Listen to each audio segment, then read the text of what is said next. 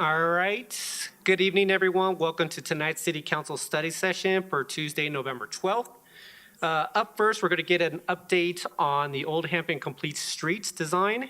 We have Capital Projects Engineer Rachel Grafman, Elizabeth Adams from Felsburg, Holt and Ullevig, and Todd Witzgonski, hopefully I said that correctly, from Livable Cities here to provide the update and the progression on the Old Hampton Complete Streets. So, good evening, Rachel. I think we have a space for all three of you if you want to come up. All right, good evening, Council. Can everyone hear me? We can, if you wouldn't mind just pulling the mic close to you. It's kind of finicky like that. Let's see. How about Go that? ahead. Try again. Go one more time. How about this? Yeah. Okay, great. Okay, hello. We are the Old Hampton Complete Streets team, and we are giving you all an update on our design, which is between 60 and 90% right now. So we're going to quickly go through kind of a reminder of the origin of the project, where we're at now, some of the work we've done, including community outreach, and we'll take any questions that you guys have from there.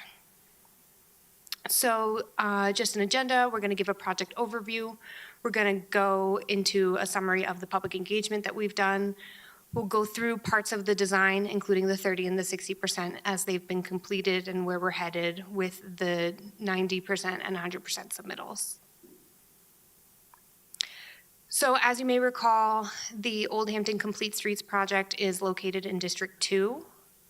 We are aiming to improve from Broadway to Lafayette in what's called the Wellness District. And we are currently about midway through the overall project timeline. Remember, we started in 2022 with a preliminary concept plan that we got a grant funding for. We awarded the contract to Felsburg, Holt and Ullevig in December 2023, and we've been working with them since, I believe, February of 2024. We kicked off this design segment of the project. In May, June of 2024, they submitted a 30% design submittal, which we reviewed and returned to them, which turned into the 60% that we'll be reviewing with you today. We're on track to have final design complete in winter 2025, specifically around February. And then we'll head out to contract, hopefully in spring, with construction starting in the summer. We anticipate construction taking about a year to complete, and we can go into some greater detail about what that'll mean.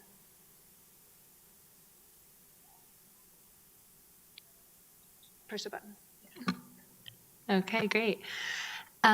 This slide is recapping the public engagement that we have conducted so far, and I think there was also a like a 3-page fact sheet that went out with the materials as well. But there was a pop-up event at the Englewood Block Party where we had a board and some flyers about this project, where we engaged with I think over 100 people. And then at the end of September, we had a stakeholder and public meeting at Grow and Gather, which is located right along the corridor. And we had great turnout there as well, where we were able to, we ranked these project goals with the people that attended that public meeting. We got, I think, like over 100, 200 comments. Some of these are summarized below. Lots of positive comments, lots of support for the project as far as adding lighting, wayfinding, landscaping, a few neutral comments, a few negative ones, some concerns about parking being removed, but overall positive sentiment, and I'd say a great engagement so far. A quick evolution of our design. The conceptual design was completed back in 2022, which is kind of a 10% footprint only to kind of understand the rough idea of where we're starting, and so that the city could go after some grant funding. And then, like Rachel said, my company FHU was contracted at end of 2023, early 2024, and we conducted the preliminary design earlier this year, which included traffic analysis and more horizontal design, starting to understand kind of the limits of our impacts. And then now we are working towards completing that final design in early 2025, where we're fine-tuning grading, accesses, the details of the landscaping when it comes to the species and the placement and finishes and colors of all those amenities.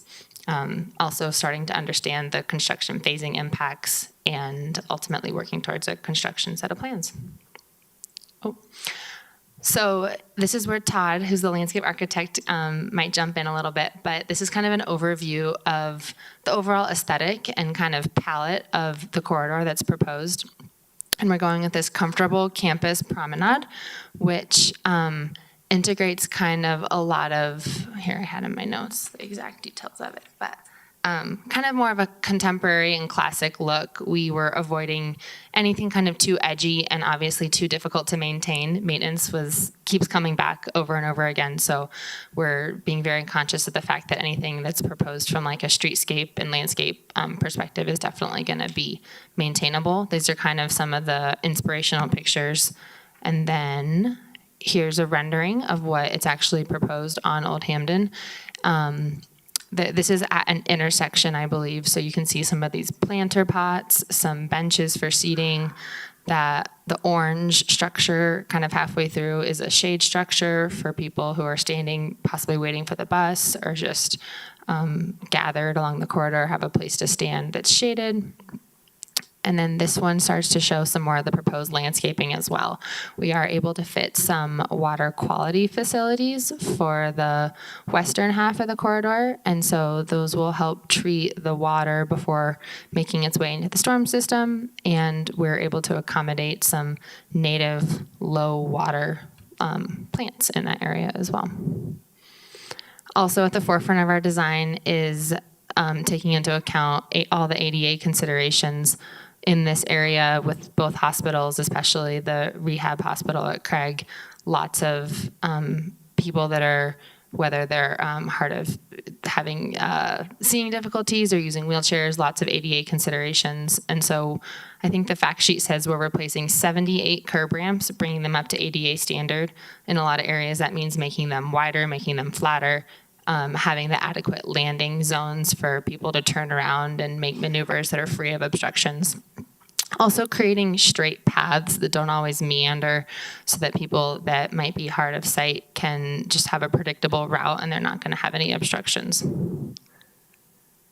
The preliminary design also has a 10-foot shared use path on the north side of the corridor along the hospitals.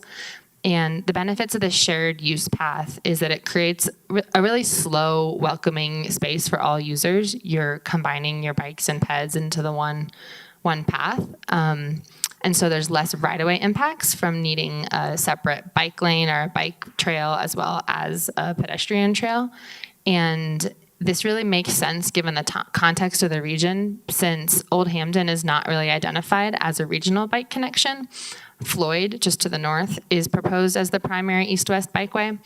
So we're basically taking the approach of inviting bikes to the corridor, wanting to promote multi-use travel, but not really encouraging commuter bikes to travel through on Old Hampden. All right, like Rachel mentioned, the 60% is kind of what we're here to talk about today, which is a building upon the preliminary design, but not quite final. And we went through a value engineering session with the city where we were able to kind of discipline by discipline started to look at where we could cut the scope a little bit while maintaining the project goals in order to get this project a little more within budget. And one area was traffic signals. So we are reusing and resetting the signal equipment at Logan and Clarkson, and now only Downing is going to be a full traffic rebuild. The landscape and streetscape, we optimize some of our materials, and rather than using pavers along the whole corridor, we're going to have some stamped concrete instead. So easier to maintain and also just a less expensive upfront cost. And the number of planter pots, shade structures, and benches has been reduced and located a little more strategically to really get a better bang for our buck with those items.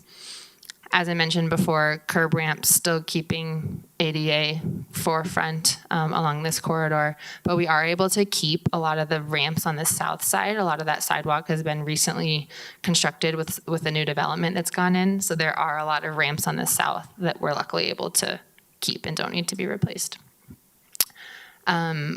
Quickly, there's a partnership going on with the EDDA as well, if you want to touch on that.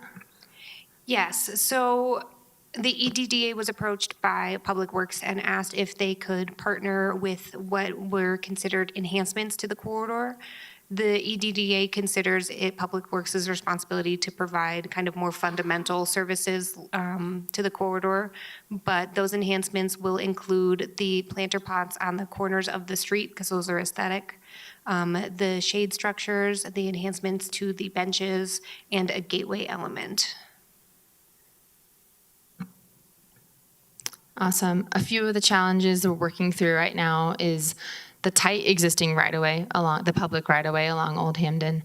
All of the improvements are going to be within the right-of-way. There's no additional right-of-way being acquired for this project. The only thing would be temporary construction easements just to construct the improvements, but then those would go away after construction. With the tight right-of-way, we're working on still accommodating the large design vehicles that need to navigate the corridor, including fire trucks and ambulances, the RTD buses that do have some existing routes, as well as delivery trucks. Like I mentioned before, making sure all of the landscaping materials are very easy to maintain with minimal irrigation. And we have been coordinating with Public Works' Old Hampden Utilities project as well to make sure that the construction can be coordinated as much as possible and minimize any sort of reconstruction or duplicative efforts. All right, next steps here, we have ongoing communications, obviously, throughout the duration of the project. As Rachel mentioned, we're working towards the final 90% and 100% design end of this year, early next year. Then the next steps will be final clearance from CDOT, and CDOT's involved because of the grant funding that the city has received. CDOT's just kind of the issuer of the funding. And then going out to bid in the spring with construction starting next summer. I think that's the end. We do have a hard copy of roll plots of the entire design if anyone wants to like point to a certain corner or see anything a little more specific. Perfect. Thank you very much for the presentation, Rachel, Elizabeth, and Todd. Member Noonkamp, if you want to start us off. Thank you. Thank you for being here. It's good to see you all. I've had the opportunity to engage with some of your community engagement so far. Can you share with us what kind of engagement or feedback you're getting from the businesses on Old Hampden as they are briefed on your plans? Yeah, so we have seen a range of reactions from community members, the business owners. I know there's one in particular on the northeast corner of Sherman and Old Hampden who's displeased by the idea of having additional snow to shovel because their sidewalk is getting increased. I know that George, the owner of Grown Gather, is wildly supportive of this project, and he helped us facilitate the fall open house on his property, which was really wonderful for the whole community, and we got some great turnout there. I believe the owner of Cochino Taco is concerned about the decrease in parking available outside of their property. And those are the three businesses that I can rattle off the top of my head. So I would say it's diverse. But I would say that I think you in particular probably would have heard by now if someone had a real problem. And how does that compare to what you're hearing from residents? I think the residential community is mostly probably 40% supportive, 30% neutral, and then about 30% maybe not so supportive. I definitely felt like at the fall open house, for every EMB who was in attendance, there was a NIMBY. But at the same time, I definitely feel like the conversations that we've had with the folks who came out in opposition to the project were very productive. And through educating folks about the project, they were able to kind of come around to aspects of it, because ultimately what most people want is a safer neighborhood, and that's what this project is going to bring. That's helpful, thank you. Just one more question initially, and then I'll let some other folks jump in. Some of the aesthetic choices, how do you think about that as you think about how this corridor connects to the rest of the city and the other kinds of aesthetics we have? Is there a thought about cohesion, or are you trying to make something that feels totally different than the rest of the city? A little bit of both, which is kind of tough. So I know for sure what we're working on with the gateway element with the EDDA. Hillary has been pretty involved with a lot of the work that we've done with Livable Cities. So Hillary has a very strong understanding of the downtown branding and the not engineering stuff that I'm not so strong with. So she's been helping us navigate that. And what we're trying to do is make a distinct neighborhood. within a sense of space. And so, like, for example, the gateway element will be a downtown Englewood branded structure. Whereas something that we're going for in the corridor is Livable Cities proposed that we take an orange powder coating to the metal pieces that we're installing in the corridor. So that's the shade structures, benches, and bike locks. And that orange is supposed to, I believe, represent vitality and energy and kind of bring life into the corridor and create a unique space while not maybe dominating it. Okay, that's helpful. Thank you. Go ahead, Member Wright. Thank you. Thank you all for being here. I wasn't here in 22, 23, so I have a few questions. Can you tell me the streets to the east and to the west where this starts for those new to the game? This project extends from Broadway on the west to Lafayette in the east.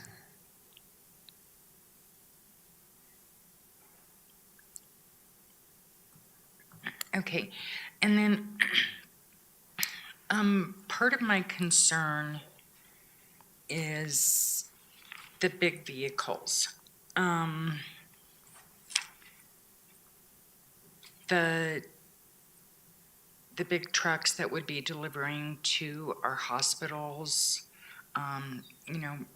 rehabs in the area, even to the apartment complexes and to the businesses. If they're not able to get through, we're not going to have successful anything in that area. Even more concerning would be our fire trucks or our ambulances. I would think that would be the number one priority in addressing that before we would move forward on anything. So I would like to know how that's going to be addressed in a safe manner to those driving those vehicles, and then in the response time in getting to those calls or getting to the hospitals. I'm very concerned about that. And I know that you may not be able to answer that right now, but. So there is a software that can help you estimate the footprint of different sized vehicles as it makes turns on streets. It's called Auto Turns. FHU has been running that simulation for this project and will be submitting a new round with the updated 90% plans. Okay, and how effective is that software compared to real life? It's pretty accurate. If anything, the software might be a little conservative. So if we're able to make the software make the turn and accommodate it, then it's pretty confident that the vehicles in real life can successfully navigate the turn. And to add to Rachel's point, I think the fire trucks and the ambulances, I know that those can all be accommodated at all the new intersections. And we have been looking at the emergency routes because I believe the emergency room for Swedish is not off Hampden, it's off the north side, yeah. Right. And it wouldn't be just the turns that I would be concerned. What if it's going down Old Hampton, you have vehicles on there, where would they pull over for those vehicles to get, for the big vehicles to get around them? That would be a concern that we would need to look into also, where they would have to go down Old Hampton in order to get to a call. And I know there may be other routes, but maybe they needed to go to Grow and Gather and, someone was on that sidewalk or something like that. Or the little park right across the street where, it may not be an option. Someone, unfortunately, and I'm just thinking worst case, got hit by a car on Old Hampton, so the call is on that road. And these are some of the thoughts I have going. So you have those vehicles that have to go, and those are the types of things I would like to see through that software, because there are going to be times that those vehicles have to go on Old Hampton. I've seen where other things have been done in the city where, yes, the big vehicles do go down different routes, but I think there are times that they can't. The other concern that I have is we're taking away more and more parking, and as someone that has handicap plates, are we looking at, I don't know, putting handicap-specific parking on the street only, or accommodating that way? Personally, I've gone, downtown wanting to go to dinner with my husband, and there's no parking that we could find at all that accommodates me, so we have to go elsewhere. And that's a concern of loss of business for those with mobility concerns that we're chasing them away to different cities. So, as someone advocating for those with disabilities, that's a concern for me also. So, thank you. Go ahead, Member Pring. Thank you. Thank you for being here in the presentation this evening. To build a little bit on what Member Wright was addressing with the large vehicles, I would love to see that challenge be more strongly addressed when the 90% plans are brought to us. I do think that it's vital to this corridor. I understand and appreciate the design and the goal of what we're doing with this corridor, but I do think that those are two of our largest employees. We need to make sure that we have that solved before we break ground. I guess in addition to that, I'm wondering if there have been conversations with businesses along that corridor to assess how much of an issue it is or is not around delivery. So do we have businesses that are in receipt of deliveries off of Old Hampden or not? Is it a non-issue for us? And if it is an issue, have we then had problem-solving conversations with those businesses to identify alternative areas where they could be in receipt? So, we're showing that we're a good partner in this design and that the city's taking strongly into consideration the needs of those businesses that exist there. So can you clarify for me again, like how much of the corridor is going to have the path? So the beautiful pictures that we saw in the designs, how much of the corridor has that path and how much of that path is the shared use space? I think you might have mentioned it, but I didn't catch it. Yeah, so to clarify, at most, we're talking about a 10-foot shared use path Okay. that runs the majority of the corridor. There are some spaces where it's not necessarily 10 feet wide. For example, there's an area right in front of Craig that was very recently built and we don't want to tear it out, and it's 8 feet wide. Okay. So we're leaving that as is. I believe there might be an area in the eastern edge of the corridor that's not necessarily 10 feet wide as well, perhaps between like Marion and Downing. I think it might be less than 10 foot there because we ran out of right-of-way as well. But there will also be in almost every area, you could call it a green space or the water quality planters or an amenity zone between the sidewalk and the street. So that'll also kind of enshrine pedestrians in a safer environment because there's going to be that buffer between them and the road. Okay. And in shared use spaces, is it typical for a city who's building these types of pathways are there prohibitions on like electric bikes, electric scooters, if you will? Like, is that something that we need to be considering? I just have concerns that we have people that are going to be in wheelchairs. We have people coming out of surgery that are, practicing their walking skills again as they're healing along that corridor. And so while I don't think there's as much of a risk as, with someone riding a traditional bike, would we want to be considering some rules around electric? So I definitely think that's something you can consider, and this is well beyond my reach, but you could consider making it a no-scoot zone. So Denver has done that particularly on the 16th Street Mall. If you try to scoot on 16th Street, the scooter will shut down. So if the city was interested in creating a no-scoot zone, that would be at council's discretion and up to you guys to execute, but that is something you could consider. Most of the wheeled transit that we were considering in the corridor, again, since Floyd is the main east-west bike street, is really that last mile. So someone may be biking to a doctor's appointment or to happy hour at Cochino Taco. So we are hoping that those kinds of travelers are not, maxing out their bikes at 30 miles an hour, hurtling down the street, that they're kind of more taking a leisurely pace in the corridor. That's our intention. Okay, thank you for your answers. Go ahead, Member Russell. Thank you. I just have a question. In the two actual design pictures, I don't see any trees. Are we having trees or are we not? Very recently, we determined that it is possible to incorporate trees in the design. It should be important to note that there's a difference between an ornamental tree and a shade tree, and that most of what we'll be seeing will be ornamental trees.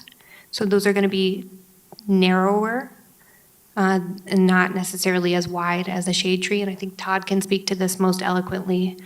But, the location of the trees would require, because of utility conflicts and existing pipes and such, that we plant smaller trees that are more ornamental. So if you want to speak to it. Yes, that's accurate. Because the corridor has so many utilities, we often can't plant trees on the utilities because of the various easements. So Rachel's correct. In areas where we are able to consider it, it's going to have to be more ornamental and a smaller species to kind of avoid those conflicts underground from those. But unfortunately, that's a challenge. It's actually a challenge in a lot of urban corridors like this. So it's not uncommon, especially in ones like this that are already established and the utilities were there before you come in with an improvement and you're not completely relocating all those utilities. Thank you. So you all didn't design the pictures that council was shown about these and the elevations. Is that correct? Somebody else That is did that? correct. I noticed that there was a double stripe in the middle of the roads. Is there going to be a median there, or is there not going to be a median in the road? There are going to be approximately 4 raised medians. I think there's 2 on either side of Ogden and 2 on either side of Marion. So they're kind of on the eastern half of the corridor. That's just where we had the available right-of-way to put a raised median and also didn't need a left turn lane from a traffic operations perspective. So there will be 4 raised medians. And it seems like 10 feet wide really is not really all that wide with all the stuff that we promised that we're going to do in this area. Do you have numbers for your public outreach, not just characterized maybe 30%, maybe 40%? Are there actual statements that are characterized either as positive or negative from your public outreach? Yes, we had these same roll plots at the open house at Grow and Gather in September, and there's probably over 100 specific comments that were like written on sticky notes, written on copies of these. So we do have exact comments from that public. And if you'd like to provide a council request, I do have a copy of that and it can be shared with you. Okay, I would be happy to do that. And I just would like to share something. This isn't meant to chastise anyone, but NIMBY is very offensive to me because when people come and don't want it in their backyard, there is a reason they don't want it in their backyard. And people that do. I mean, I guess the thing that I've been frustrated about, not only with you, but even with city staff, we're marketing because we're going to do this whether people want it or not. And there are people that don't come out. There are some people that live over there on that corridor that probably are more retirement age. They are not going to be happy about no parking over on that street. They're really not going to be happy when they have to walk 5 blocks to get home because there's no place to park. I'm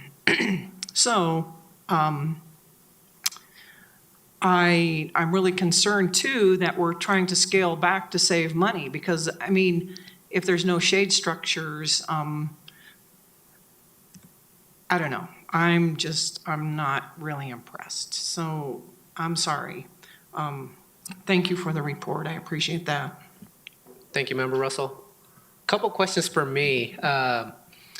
First, with this being a multimodal corridor, or one thing that I see missing are just bike racks. Is that part of the design as well, or?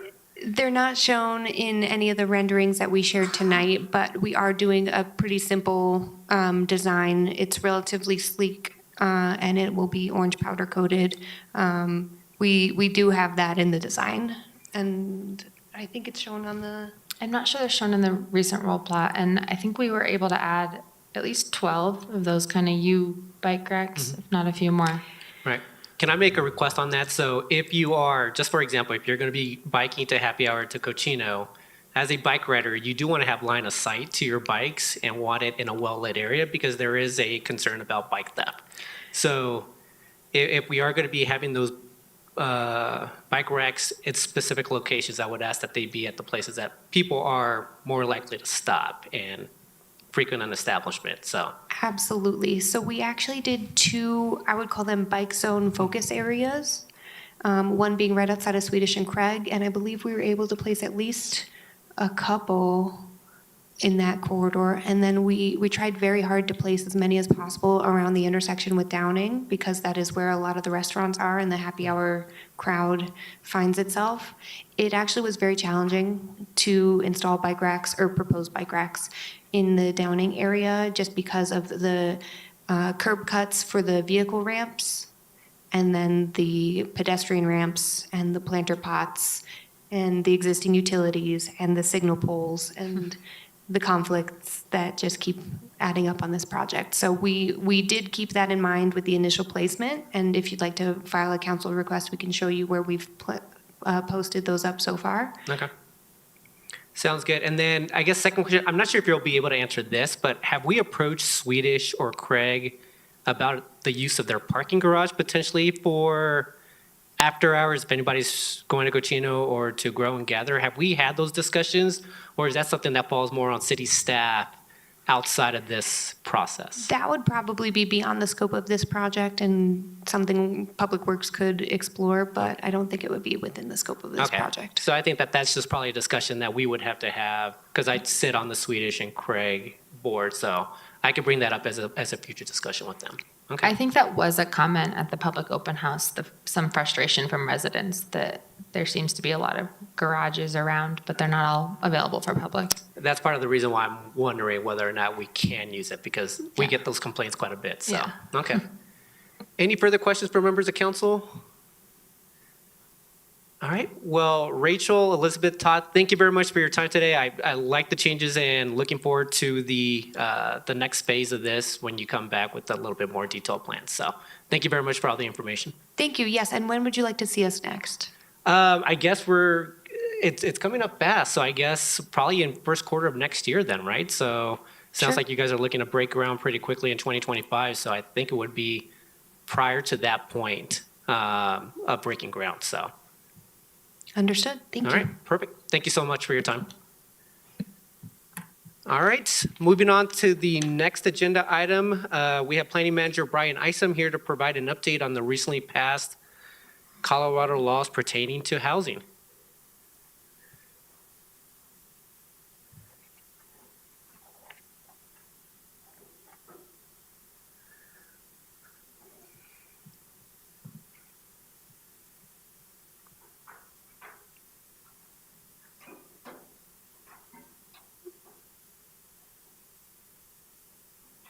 I think we have we have a seat for everyone. Another full house. Brian, do you want to kick us off, or is this going to be Brad? I will. Good evening, Mayor and Council.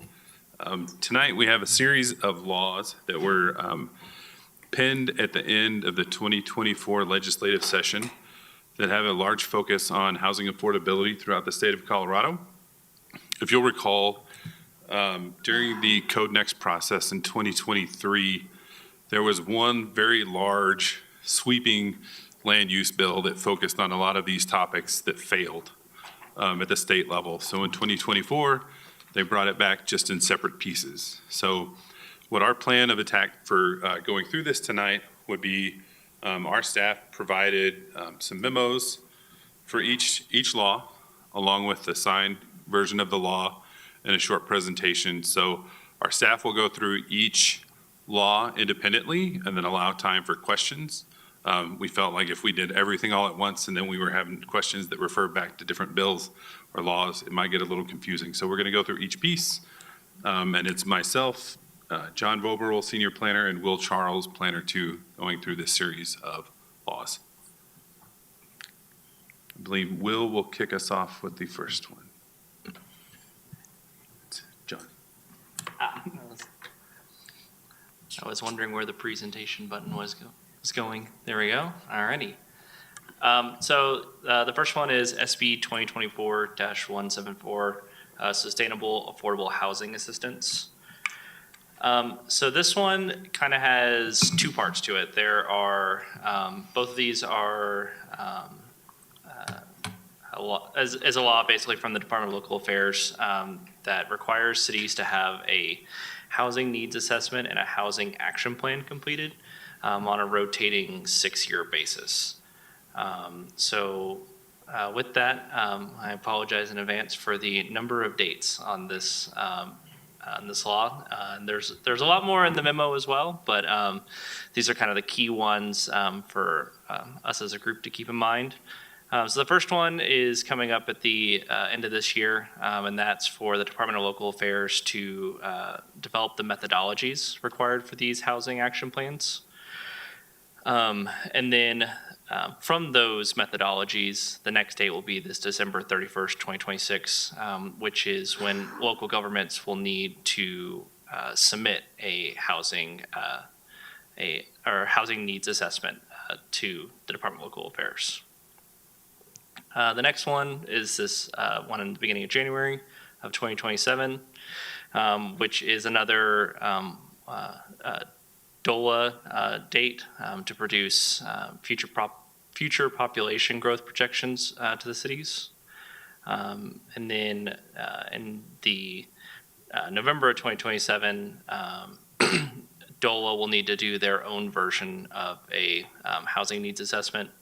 And then in January of 2028, cities will need to do a housing action plan. So these things all rotate on a 6-year basis, basically where, the local governments provide, their plans to the Department of Local Affairs, and then the Department of Local Affairs provides information back to us. So with that, the first portion is the housing needs assessment.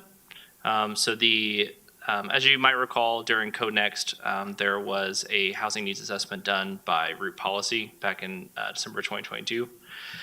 So in this law, it specifies that any housing needs assessment conducted after January 1st, 2022 can be considered for this first round of housing needs assessments, subject to approval by Department of Local Affairs. There will likely need to be potential changes to the housing needs assessment that was done in 2022. And I'll kind of get into that on a later slide. And then, as mentioned, every 6 years for this one. The other portion is the housing action plan. So this one is not until 2028. But this one is basically taking your housing needs assessment and then coming up with ways to address the issues that are found in that housing needs assessment. So with that, just in conclusion, so the first kind of portion is this housing needs assessment. As mentioned, there was the one that was done in 2022. It's staff opinion that we'd like direction from council to submit that to the Department of Local Affairs and see what their opinion on it is, and if there's any things that need to be changed. And then if it's approved, that's great. If it's not approved, then we would have until 2026 to make those changes to that plan. But that is it for this first one. Any questions for me? Yeah, let's take questions as they come up. So, Member Ward, go ahead. I'm probably going to have the same question for each of these. I am very disinterested in the mandates of the General Assembly relative to housing policy in the city of Inglewood, which is a home rule municipality. So the question I have for you is what, if any, penalties are baked into this bill should we choose not to comply by exercising our home rule authority and deciding what the city does and does not need as the governing body of the city?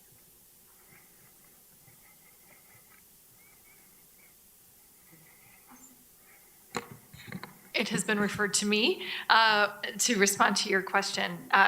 I will need to look if there's any specific penalties built in. Generally, it's just a directive without a specific penalty, but knowing that you're asking that question for every single one, I will look at it as soon as I turn off my microphone. In general, though, we could refuse to comply, and we've gone through the home rule analysis on various bills throughout the years where then we could see what the state does about it, if they want to try to take an enforcement action, and then our response would be, as we previously discussed, that this is outside the scope of their authority. We have home rule authority, and they can't tell us to do this. Okay, thank you. Member Noonan-Camp? Thank you. As you're aware, we are in the final weeks of our Affordable Housing Task Force, and we have been focusing on the information in the root report. But I'm curious, are there specific elements of guidance that we can give this citizen group to solicit their feedback that would inform our action plan? That's one of the things that we're thinking about coming out of this, or do you think that that's too far in the future to be relevant to meet these requirements? Yeah, I think at this point, as far as, so the first step is these needs assessments, and then the second step is the action plans.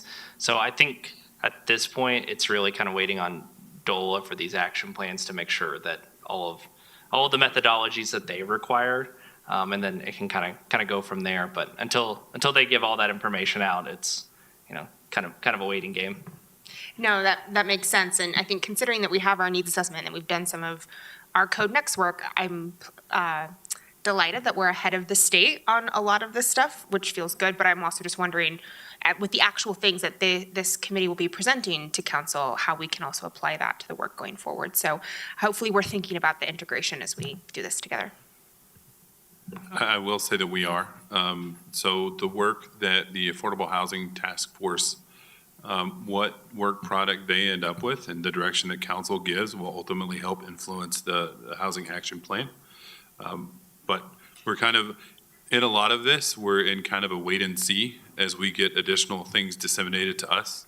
And to provide a little response to Councilmember Ward, in the beginning, when these laws were bills, there were a lot of penalties included in a lot of them. However, majority of those were removed. So we're operating more with carrots and less with sticks in a lot of these. Member Prang?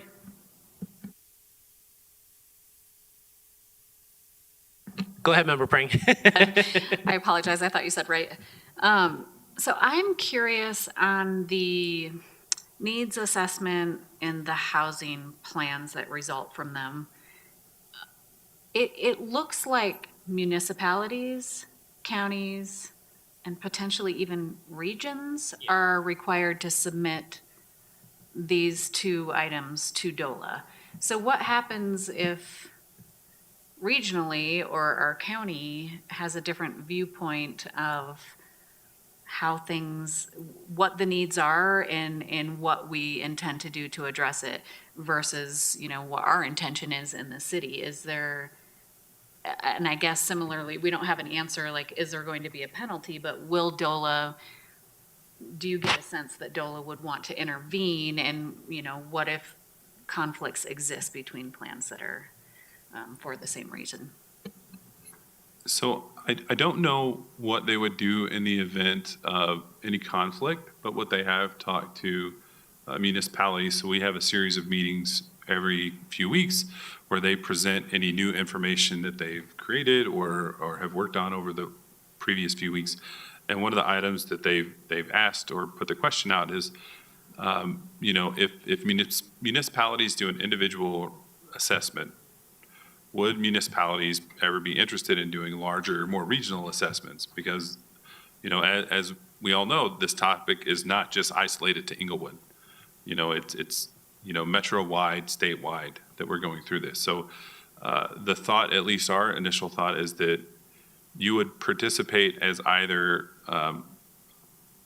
doing it individually or regionally, and hopefully not both.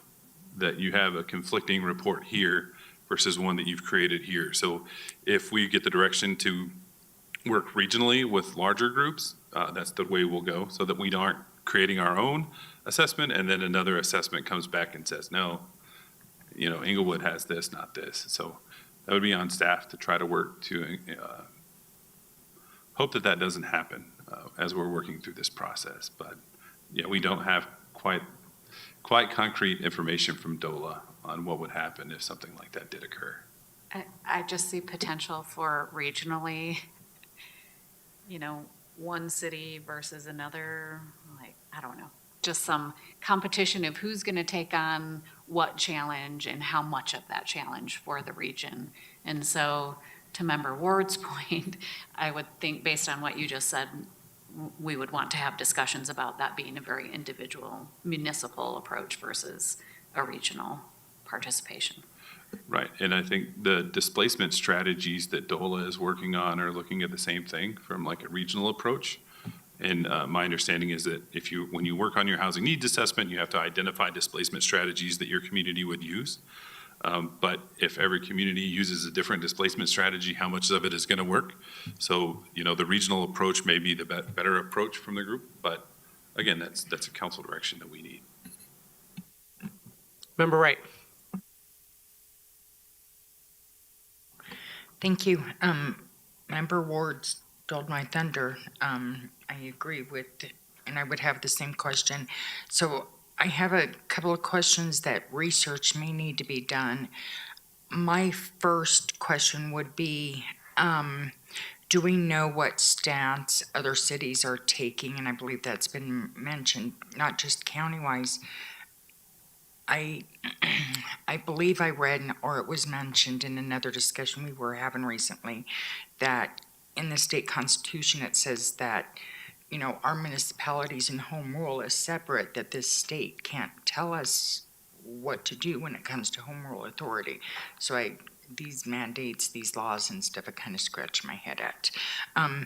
And so I'm curious if, I know things are coming down the pike and the state's doing a lot, but I'm curious on what other cities are doing. One of my questions also is, do we know if CML has rendered an opinion or said anything about this, what their opinion is? So in response to the first question, I think every municipality in Colorado is probably playing their cards pretty close to the chest at this point, unless you've seen any action taken where people are amending codes. We are seeing some of the ADU legislation trickle down from different municipalities where folks are changing ADU requirements. We've seen that folks have given some presentations on a different number of the laws, but not necessarily what direction they're ultimately choosing to go. So it's all kind of trickling in. I think we're probably one of the few groups that just chose to tackle everything all at once and present it to council all at once rather than in bite-sized morsels. Whether CML has taken any kind of stance, I might have to defer that to Tamara. I'm not aware of any. I haven't seen anything yet, but I think everyone is still working on it and developing it. But I haven't seen any official CML documents on it. Okay. And when you say cities are tackling different things, the ADU, are they choosing to make their own laws as far as ADUs are concerned, or are they following what the state has mandated in creating their law? I haven't gone through each one individually. Right. The one in Denver, I believe, is geared more towards allowing ADUs everywhere, I think, a lot more than what they have done in the past. But yeah, I haven't gone through each one that I've seen so far. It's not like you're not busy or anything, so, okay, thank you. All right. Mayor Pro Tem, go ahead. Thank you, Mayor. Thank you for the presentation. My question is more about the, not what, what the potential, costs would be to not complying with this, but what are those carrots? What incentives do we have to really get this plan, these plans off the ground and submitted in time? And I'm, I'll kind of add on to that, that I'm all about sticking it to the state on home rule authority on a lot of different issues. On this one, I happen to agree with a lot of the state policies in terms of housing needs and funding affordable housing and making sure our codes are aligned with that. So while in principle, I want to agree with my council members about, protecting home rule authority on these particular bills, I'm really curious about what are the incentives. Is there monies available or what associated with specifically this bill or any of the other bills as we come to those as well? So I will say for this law in particular, it's kind of a carrot stick for a lot of this. A lot of future state grants will be based around whether this one is being followed in particular. So I don't know if there's a ton of new grants out there, but a lot of existing grants will go towards that. Good evening, Mayor, members of Council. Brad Power, Director of Community Development. There are, and you'll see through some of the other laws that will be described, that there are going to be some additional incentives that will be proffered by the state. But the challenge with that is I think some of the things that we've learned early on with Proposition 123, which is it applies to such a vast amount of the population that the amount of funding that's available is highly competitive. So I think one of the things that we'll need to be mindful of going forward here is putting our best foot forward when we do have those opportunities to compete for those funds, that we have just really great ironclad projects that would be funded, because we anticipate that the competition will be pretty significant for those funding. Well, that level of funding. And on that, if we drag our feet on these things, they know we don't want to comply with these state mandates, and other cities around us do comply. And then it comes time for grant funding. Are we going to be less competitive because we're showing the state that we don't actually want to do what they want us to do to get those funds? Pardon me. Some of the other laws that you'll hear about directly tie the availability to the grant to fulfilling the requirements of the new laws. Okay, and then last comment, just with that in mind, I would say, the sooner we can submit something to the state and just show DOLA that, we want to have access to these funds. We are interested in affordable housing, so to make sure we have our best foot forward. I would say, if we can submit something, our existing plan as soon as possible, I think that would put us in a better position than holding off, personally. Thank you, Mayor Pro Tem. My comment was going to be regarding that as well. So is there a requirement to submit it by the end of the year? So for existing plans to be counted for this first cycle of housing needs assessments, they would need to be submitted by December 31st of this year. And we don't have anything else to submit other than our housing plan or our housing needs assessment that we completed in 22. Right. Yeah. So we could submit that plan, and then at that point, DOLA, the worst they can say is no, basically. Right. So if they have things that we need to correct on it, or not correct, but add to it, then we would have until 2026 to adjust. Yeah, I'm in favor of submitting what we have now, and if we do have to submit an addendum based on the work that's being done by the task force, then yeah, I'm in favor of this. So, anyone in disagreement? No, I am. Okay, go ahead, Member Russell.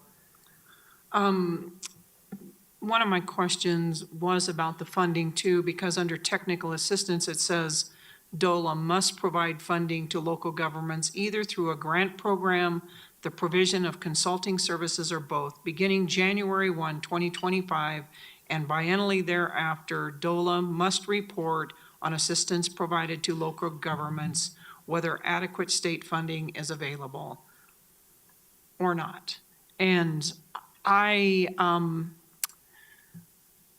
the problem I have with this carrot stick thing is it's getting to us to willingly comply with giving away our home rule authority. And we can just give it away inch by inch, or we can stand our ground right now. I think the housing need assessments that we have done probably isn't going to be complete, because there were a lot of other things later on in the packet that we need. So we've done a housing needs assessment, but it doesn't address all of the things that they will be asking for.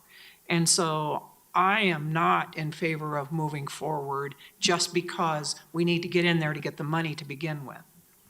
Thank you, Member Russell. Noted. Anyone else? Go ahead, Member Ward. I do feel similarly to Member Russell regarding this, although as I understand it, we're already pretty well into this particular process. Am I wrong on that? I mean, we're doing, through the Affordable Housing Task Force, this is the type of project that we're working on now. Is that correct? Brian, do you want to take that one? So your question is, we're already kind of moving towards this process or down this process? Yeah, we're already a couple steps down the road on this particular process, correct? In some manners, yes. So we've already completed a housing needs assessment. We have a council-appointed group that is looking at housing affordability within the community. What they produce would ultimately kind of guide our housing action plan along with the housing needs assessment. Now, whether we meet all the criteria included in this law, not necessarily, but are we kind of on our way towards it? Yes, we've already begun. I don't really have any objection to moving forward to the extent that this is the path that we were already on. But to the extent that compliance with this particular bill would require additional staff time, resources, monetary, hiring of a consultant, things that we might not be compensated for by the state lest we stand in line for whatever money the state happens to be handing out, that's where I feel like the rubber meets the road and where I would have a real issue with compliance. Thank you, Member Ward. Member Prang? I appreciate what you just said, Member Ward, but I'm wondering, from what I'm understanding, if we have an existing needs assessment, we can submit it by the end of the year. So what if the state does come back with sticks and comes up with some kind of penalty or whatever? I mean, my understanding is we have a needs assessment that exists already. If we can provide that, it's no additional time, it's no additional cost or whatever. So I'm just trying to weigh, is there a bigger risk in pushing back on this and not submitting what we already have available now, and then potentially having to spend a lot more staff time, having to pay for a new needs assessment, when we could use the one that we have now and potentially just amend it or enhance it to meet the requirements that the state's asking for? Go ahead, Member Ward. I think we're kind of talking about the same thing. That sounded a lot like what I just said. So I think we're on the same page. We just might not be articulating it the same way. I think your objection would come in 2025 if DOLA didn't accept our housing needs assessment and then additional requirements came from that. I think that's where you're. Right. That's where I mean, we're already partway down this road. Yeah. And, there might be a path that we can choose that's acceptable to us.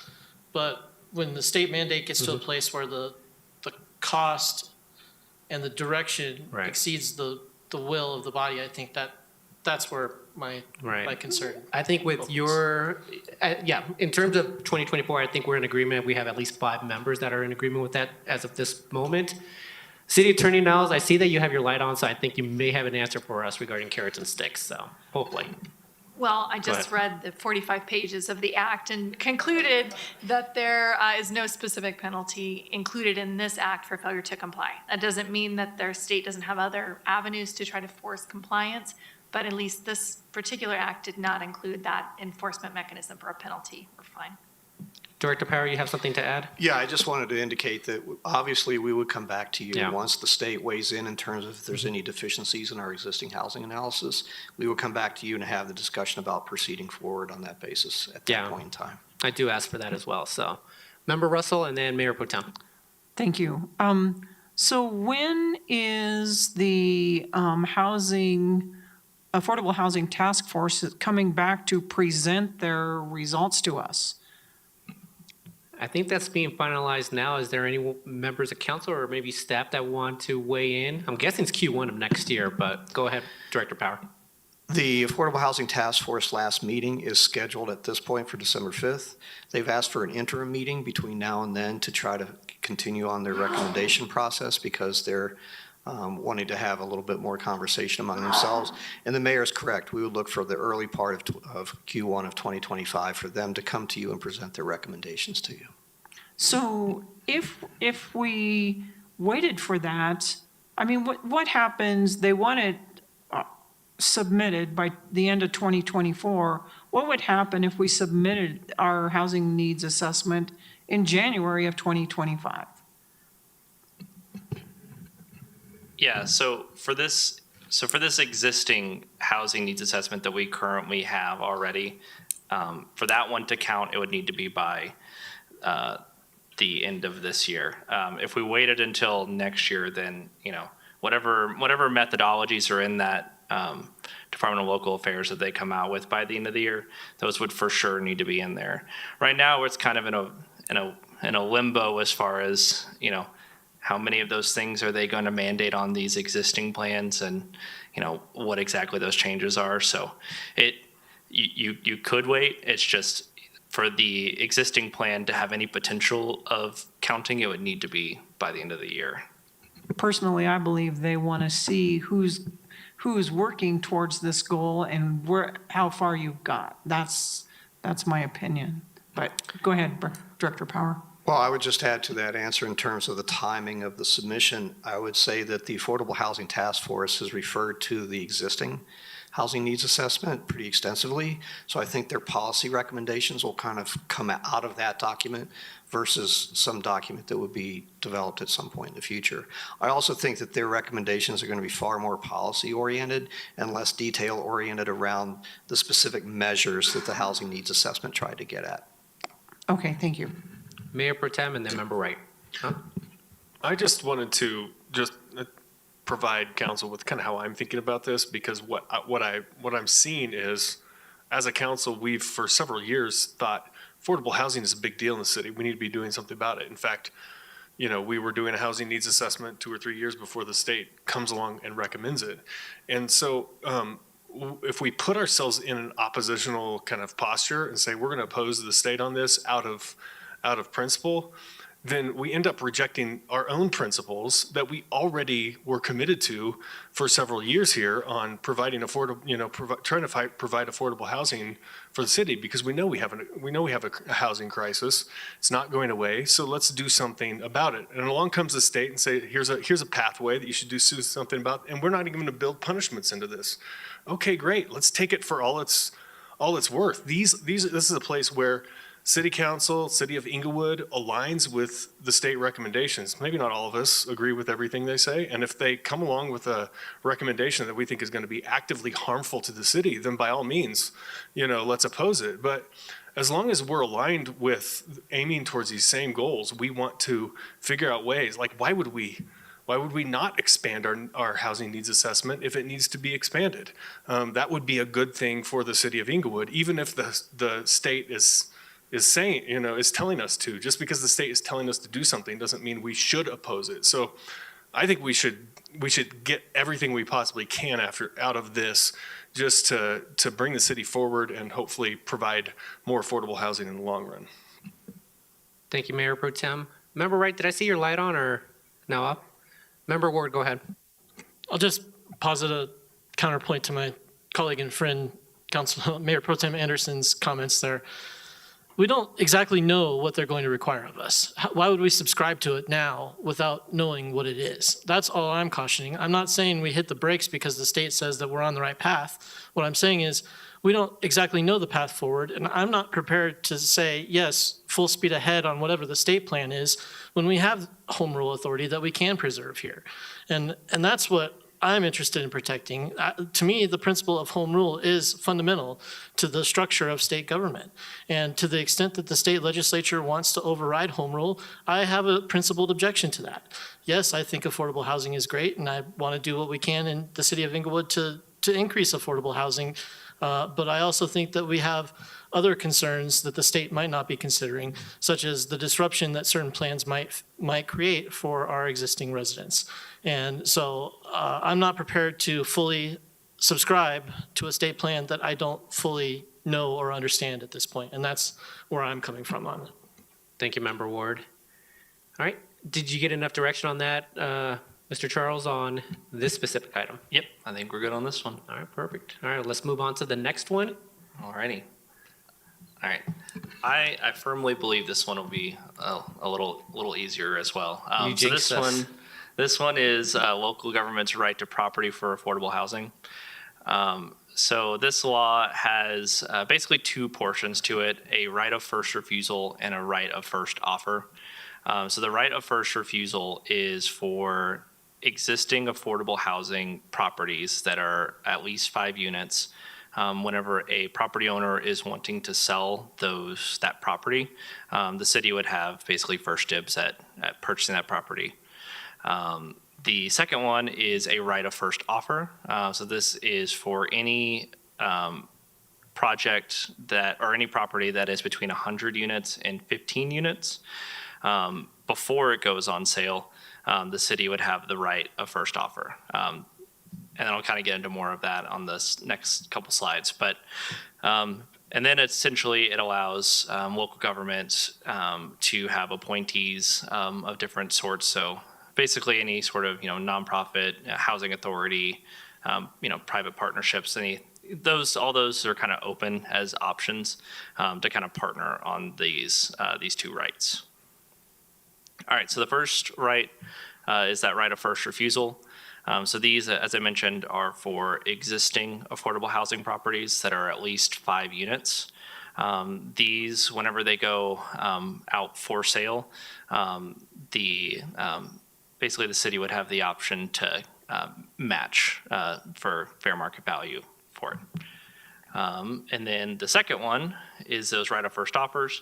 So the main difference between this is it's prior to the property going for sale, and it does not require it to be an existing affordable housing project. So any property that was to be listed for sale between 100 units and 15 units would need to notify the city if it's intent to sell, and then allow the city time to either provide an offer or choose not to. For both of these two rights, they have a limited time frame to them, so both of them expire at the end of 2029. So with that is the majority of this one. The main kind of direction that we were hoping to receive from council is how to utilize these rights. So would this be something that the city would want to retain entirely to itself? Something to, potentially partner with the Inglewood Housing Authority, or a right that you could also transfer to the Housing Authority. So it can be on a case-by-case basis, or it could be on a totality basis as well. So that is it for this one. Any questions? Thank you, Mr. Charles. Member Ward. I know Mr. Charles already jinxed us on this item, but go ahead. This looks to me a lot like eminent domain wearing a Santa Claus Halloween mask.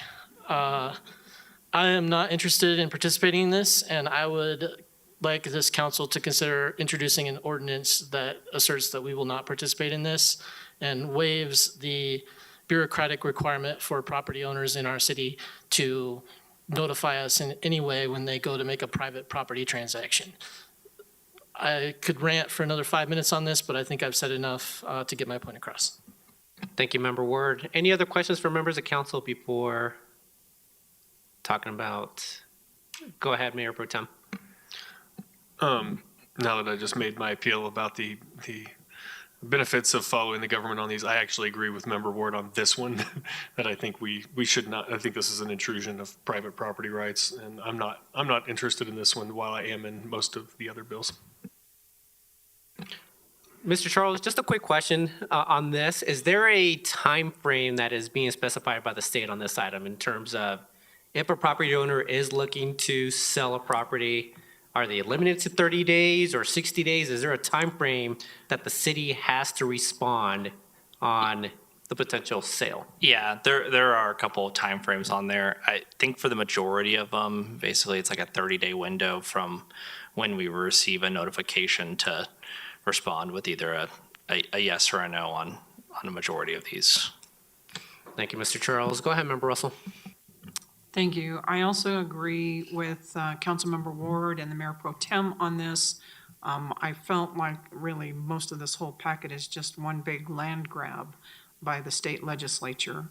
And I mean, the city has not done real well with managing property in the past. That's why we formed EAF and EMERF, because we couldn't handle it. So I will not be interested in this at all. Thank you, Member Russell. Member Wright, and then Member Noonan-Camp. Thank you. I support my fellow council members on this completely.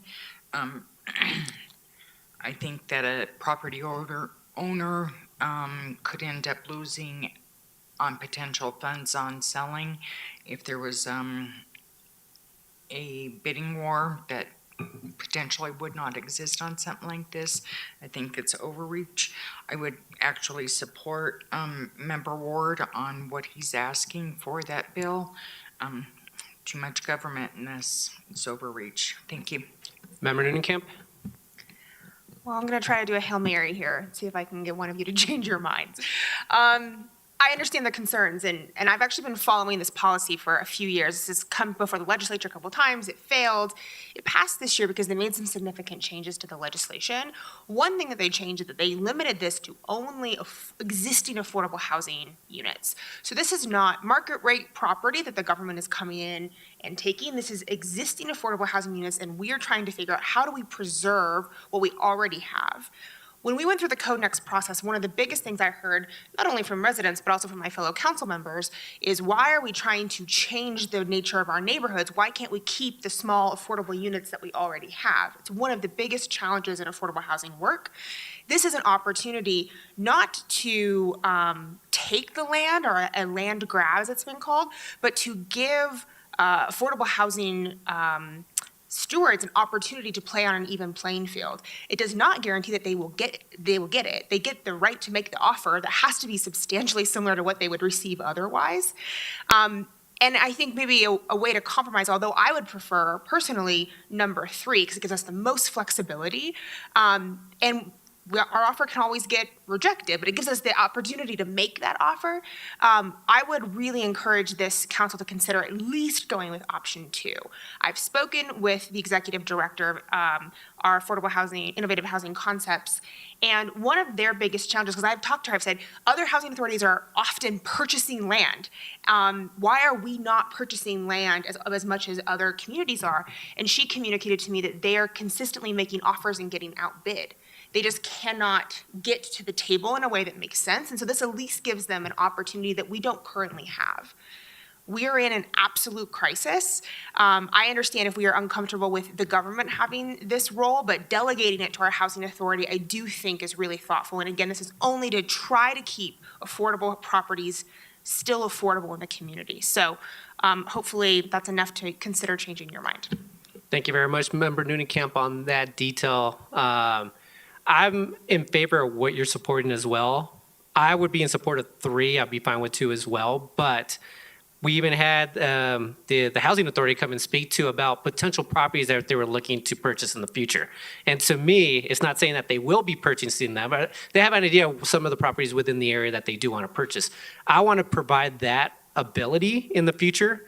And so I would be okay with this. I am concerned about the time frame. If it's only 30 days, that does seem like a short enough window, but I want to be able to, we're having conversations with the Housing Authority now regarding this. If something comes up, I think we can make a decision pretty quickly within, I don't even think we need 30 days, but I would be okay with this approach just to try to keep some of the affordable housing units within the city or within the area. So that's my stance on this. I think it's Member Ward and then Member Russell. Go ahead. Sorry, I forgot to turn my light off. Go ahead, Member Russell. Thank you. I would just like to say that I'm not interested in partnering with the housing authority on anything. We have them partnering with people to build, like Traditions, for instance, and Traditions is charging 85% to people. They're not providing affordable housing. And the bottom line is, I believe that our housing authority of late in the last several years have been they've been investing in market rate property, not in affordable housing. I'm not interested in partnering with them at all. Thank you. Thank you, Member Russell. Member Prang? I think I am in agreement with much of what Member Noonan-Camp said and yourself, Mayor. I guess I also feel that this gives us an option. It's not that we have to use this and implement it. And I just think, given the fact that we don't have all of the answers of where all of this is heading and this package of legislation is heading and what will or won't be mandated and whether there will be penalties to come or not, it's just, I view it as a tool in the toolbox. I mean, we do have to continue having the conversation around affordable housing. We know that it's an issue for our city and regionally and across the state. So it doesn't say that we have to go out and purchase any properties, but we maintain the rights to make first offers, and we don't have to manage it. We can partner with other nonprofits or come up with solutions to some of your point that you were making, Member Russell. You know, if there's not a confidence there, you know, that we've done this well in the past to manage properties, then can we opt for someone else as a partner to help us manage those properties? So I don't think there's huge risk in us complying with this. And I also agree that option 3 gives us the most flexibility to, you know, case by case, look at, you know, properties that may be coming to market and make some decisions around it. If we need to access and tap into this and tap into our rights to have first go to make that equitable offer that's substantially, you know, equal to, you know, what a seller may get otherwise, I think we should have that option. I just don't see the risk for us here. Thank you. Member Wright, go ahead. Thank you. I think we also need to think about the unintended consequences. If the city gets into the business of buying properties, then we need to think about the consequences of that also. Is it a property that needs an overhaul? Does the city have the money for that? And then managing or partnering with the housing authority, what does that look like? I think it's so much more than what the city is meant to do. The city is to govern the city and come up with what we do here. We're not in charge of buying properties, and that's not what we're here for. That's not why we're elected. That's not why our purpose. So, and that's part of what I'm looking at also. Thank you, Member Wright. Member Noonan-Camp? Member Wright, I appreciate that perspective. The city actually used to buy houses quite regularly. So it's not that we don't have experience with this, but I don't necessarily disagree, although I do think this is one of the most powerful things that governments can do, is they can buy land and potentially grant it to nonprofit partners. There's things we can look into. There's a lot of research on that I'm happy to share with you.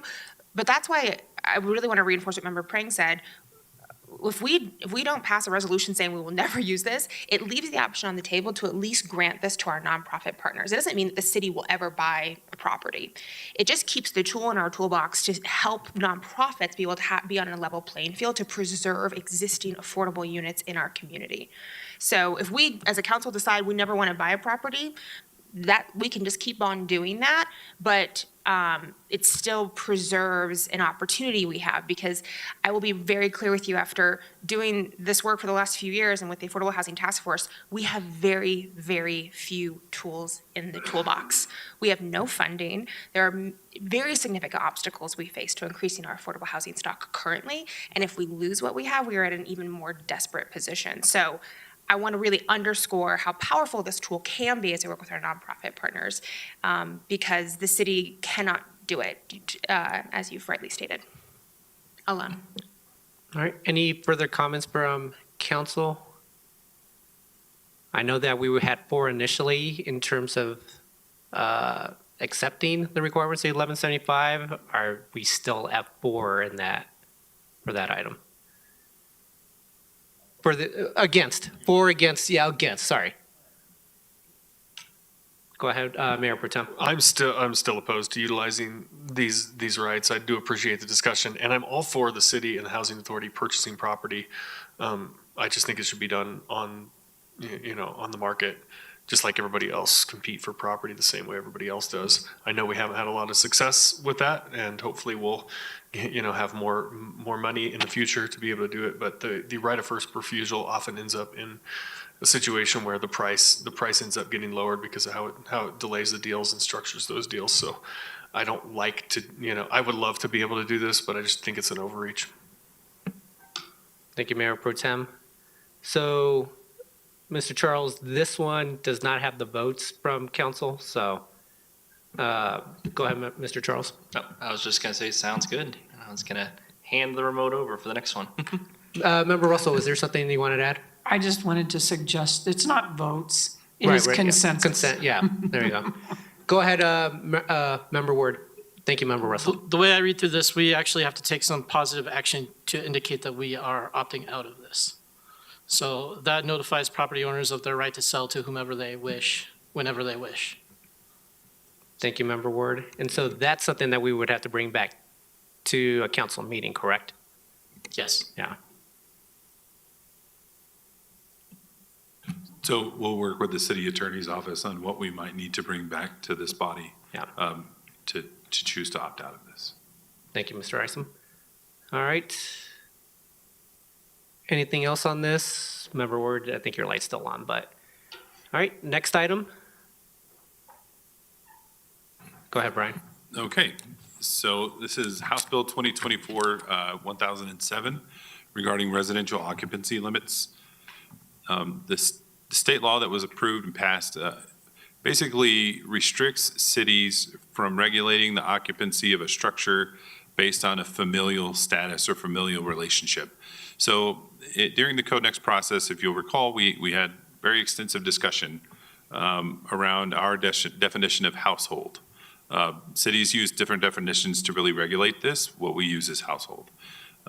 Previously, we had a limit on no more than 2 unrelated individuals within our home. Now the code was updated to no more than 4. So this is the specific item that's at question with this law. So essentially, July 1st of this year, local governments can no longer regulate the number of people living in a dwelling unit based on that familial relationship. So essentially what this has done is nullified our definition of a household. Here's our current definition in our code in Title 16. Again, it's no more than 4 adults of any relationship and their minor children or legal dependents living in a dwelling unit. So what we do have at our disposal currently is what is adopted in our property maintenance code as far as how we could determine the occupancy of a home.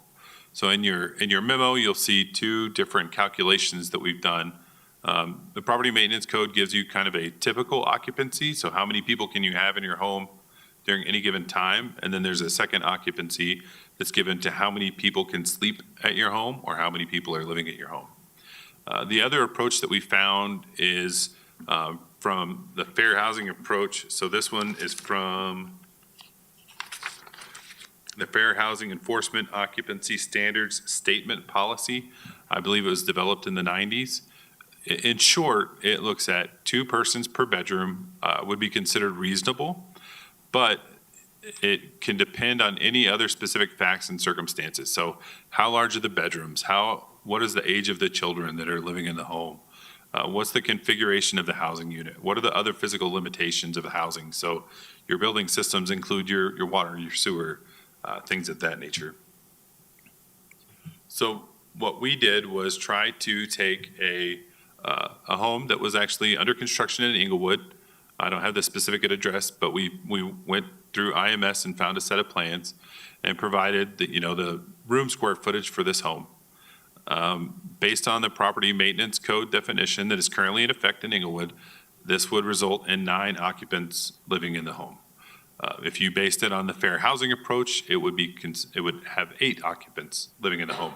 So we tried to provide some really practical applications of either one of those so that you guys can have an understanding of how they work.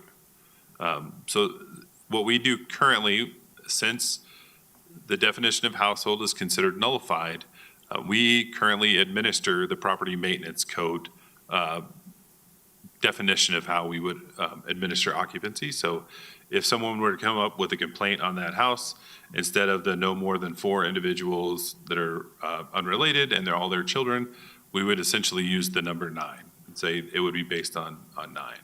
So with that, I know that's a really brief, quick discussion, but I just want to get through these presentations kind of quick so we can open it up to the discussion from you all. Mayor Pro Tem.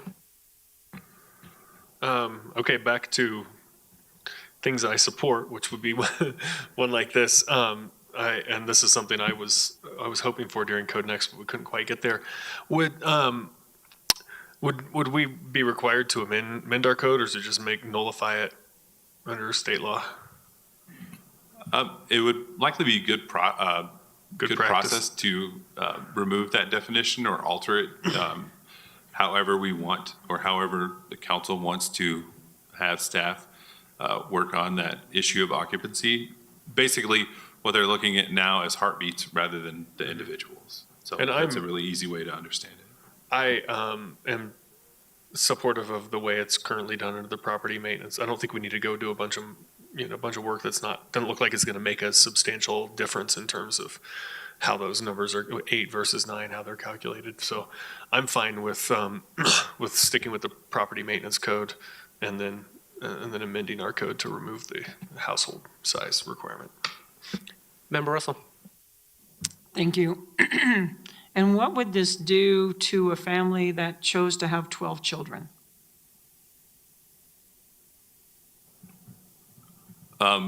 Based on those definitions, they would need a fairly large home with large bedrooms. And so we're going to And if they're start, violating that, yeah, they would run into issues with the property maintenance code. so we're going to start telling people how many children they can have for the size of houses. So, okay, thank you. Mayor Pro Tem. I agree with Member Russell's concerns. I wonder, how many, I already have 6 kids. How many kids could I have and legally be in my house? Or maybe I'm already over the property maintenance code. Maybe we do, if those numbers are too restrictive in terms of family size, if there's another way to cut that up, I'd be totally happy with that as well. I would note, however, that we already have adopted the property maintenance code, so we have 2 different provisions that are already in law so we're not changing anything other than making it less restrictive if we eliminate the household rules. Any comments from staff on that, or? Go ahead. No, I think I'm going back to Councilmember Russell's comment. The number of individuals is based on the bedroom size, so I think it could get kind of restrictive if you have a very large family and you're living in a very small home. So there are some issues with that. Now, if the council chooses to change the definition in our development code in Title 16, that is the part that we're really functioning on now or looking at now is, how would we define the occupancy of a home in the development code? If there are additional issues with the property maintenance code, that's something that we would have to work with the building division on whether or not any kind of amendments to that locally adopted portion are required. I just wanted to say that if we put it in law, then we would have to enforce it. So, okay, thank you. Member Newcamp, did you have a question, or? No? Member Wright. Isn't one of the reasons that we put in our code where it was for adults and any relationship and their minor children or legal dependents for the bigger families, and that's why we have it the way we have it? I think our previous definition always included your children, but I think what the efforts that are going on, in our community and nationwide is to stop trying to regulate based on all these familial relationships, meaning you and your children. Yeah, But saying grandparents, your other legal dependents. The council was the group that chose to go with the number 4 rather than 2. So I would leave that response up to council members on why why that direction was chosen. I wasn't on council, but I recall being there, and that was part of the discussion, was people living together or people living with their parents, with their children. You know, it's very common nowadays. I think one of the discussions was more the non-traditional households. So, Right. you know, folks that may not necessarily be married or have any familial status with each other living in a home together. So what we thought we had fixed previously is causing an issue now. And here's something that, could we be causing an issue in the fire marshal's eyes, I guess would be a question, with having a large amount of people in a home? Sure. So we reached out to the fire marshal in our community as well on this. He pointed us back to the property maintenance code section. So he works very closely with the building division in regulating items like this. So we would work very closely with the fire marshal as well as the building division to ensure that we're not creating any kind of conflicting regulations in the development code versus what's allowed by property maintenance code or versus fire code. Okay, and one more question, please. So this is single family. When it comes to a multifamily, it would be based on what their rules are, correct? So if we are not allowed to look at any occupancy based on familial relationship, then yes, on a multifamily product, they would be regulated based on whatever the property maintenance code. We focus specifically on single family because that's generally the item at question. Once it gets into a multifamily status, it's called multifamily because there's multiple families living there, and so it doesn't come up as often. Right, but So, I'm yeah, the talking about- number so of if it- individuals would be regulated Right, based if an on. apartment complex and, I don't know, two couples wanted to, I don't know, rent a two-bedroom or something with their two children or whatever, would the laws, what we put into play, would that be effect also, or whatever their rules say? Okay, we only allow 2 adults, 2 children into a bedroom, or, 4 heartbeats, whatever they say. Would their rules apply to that, or would they have to go by Inglewood's ordinance on what's allowed? Inglewood's ordinance would always be what trumps everything else. So if an apartment complex has a rule that 7 people can live in a 2-bedroom apartment, but our rules that are adopted say only 5 people can live there, then our rules govern. Okay. So if an apartment complex has a separate set of rules, our law trumps whatever their set of rules would say. Okay, so if they say less, but we say more, then, okay, that's what I needed. Thank you.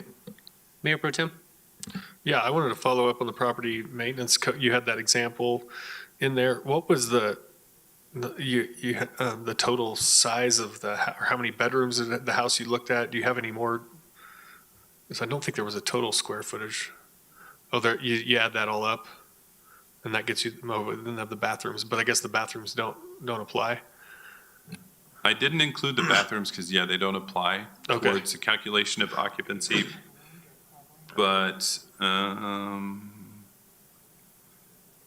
I didn't include the total square footage. I think it was somewhere around 2,000 Yeah. square foot, maybe a little bit more. They just had a couple of living areas and then bedrooms, and that's generally what we focused on. Okay.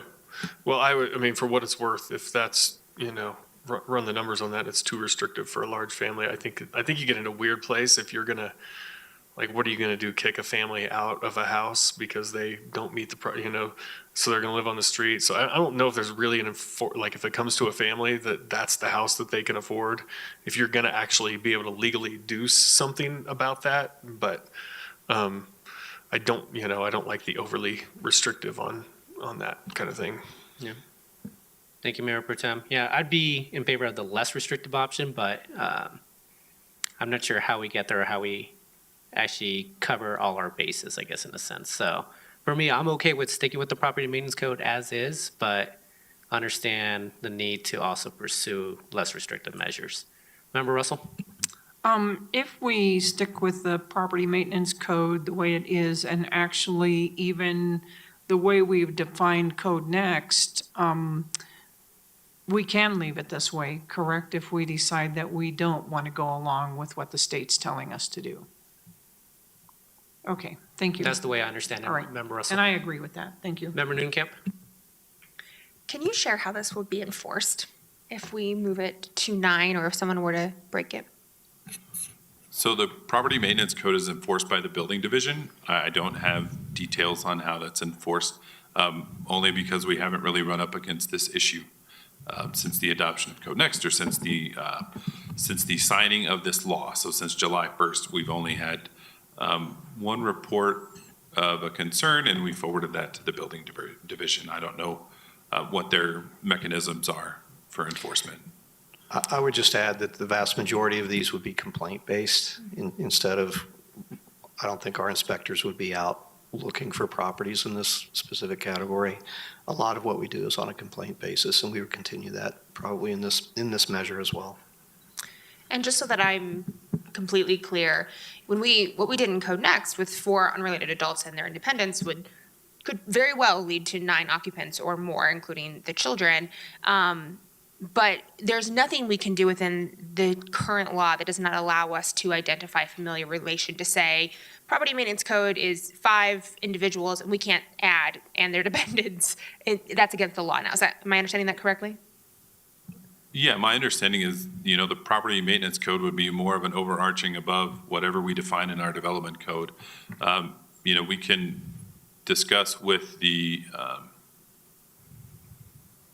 our building official if there's any leeway within there. I believe it all depends on the size of the bedrooms. That's really the biggest issue, is the size of the bedrooms. But we would work very closely with her to ensure that we're not creating something conflicting in our development code. If we choose to create another number that is going to conflict with the number that they would output on their end, if the complaint goes to them versus if the complaint were to come to the planning division. Right. I think especially when we're talking about families, I understand for property maintenance, we're thinking about the size of the bedrooms, but we're not accounting for the size of the people in the bedrooms. And children are just inherently taking up less space. And so I would like us to be as least restrictive as possible here while still maintaining basic safety. But if we need to move forward with the current property maintenance code, I'm fine with that. But would like us to consider specifically how we account for children as they are different from adults and how that, what implications that has. All right, any further comments? Oh, Member Praying, go ahead. Yeah, just a quick question. So according to this legislation, does our property maintenance code qualify as a health and safety standard, an existing health and safety standard? Yes, ma'am, we believe it does. Okay, all right. So then we're complying with the state law with something that's already in place in existence.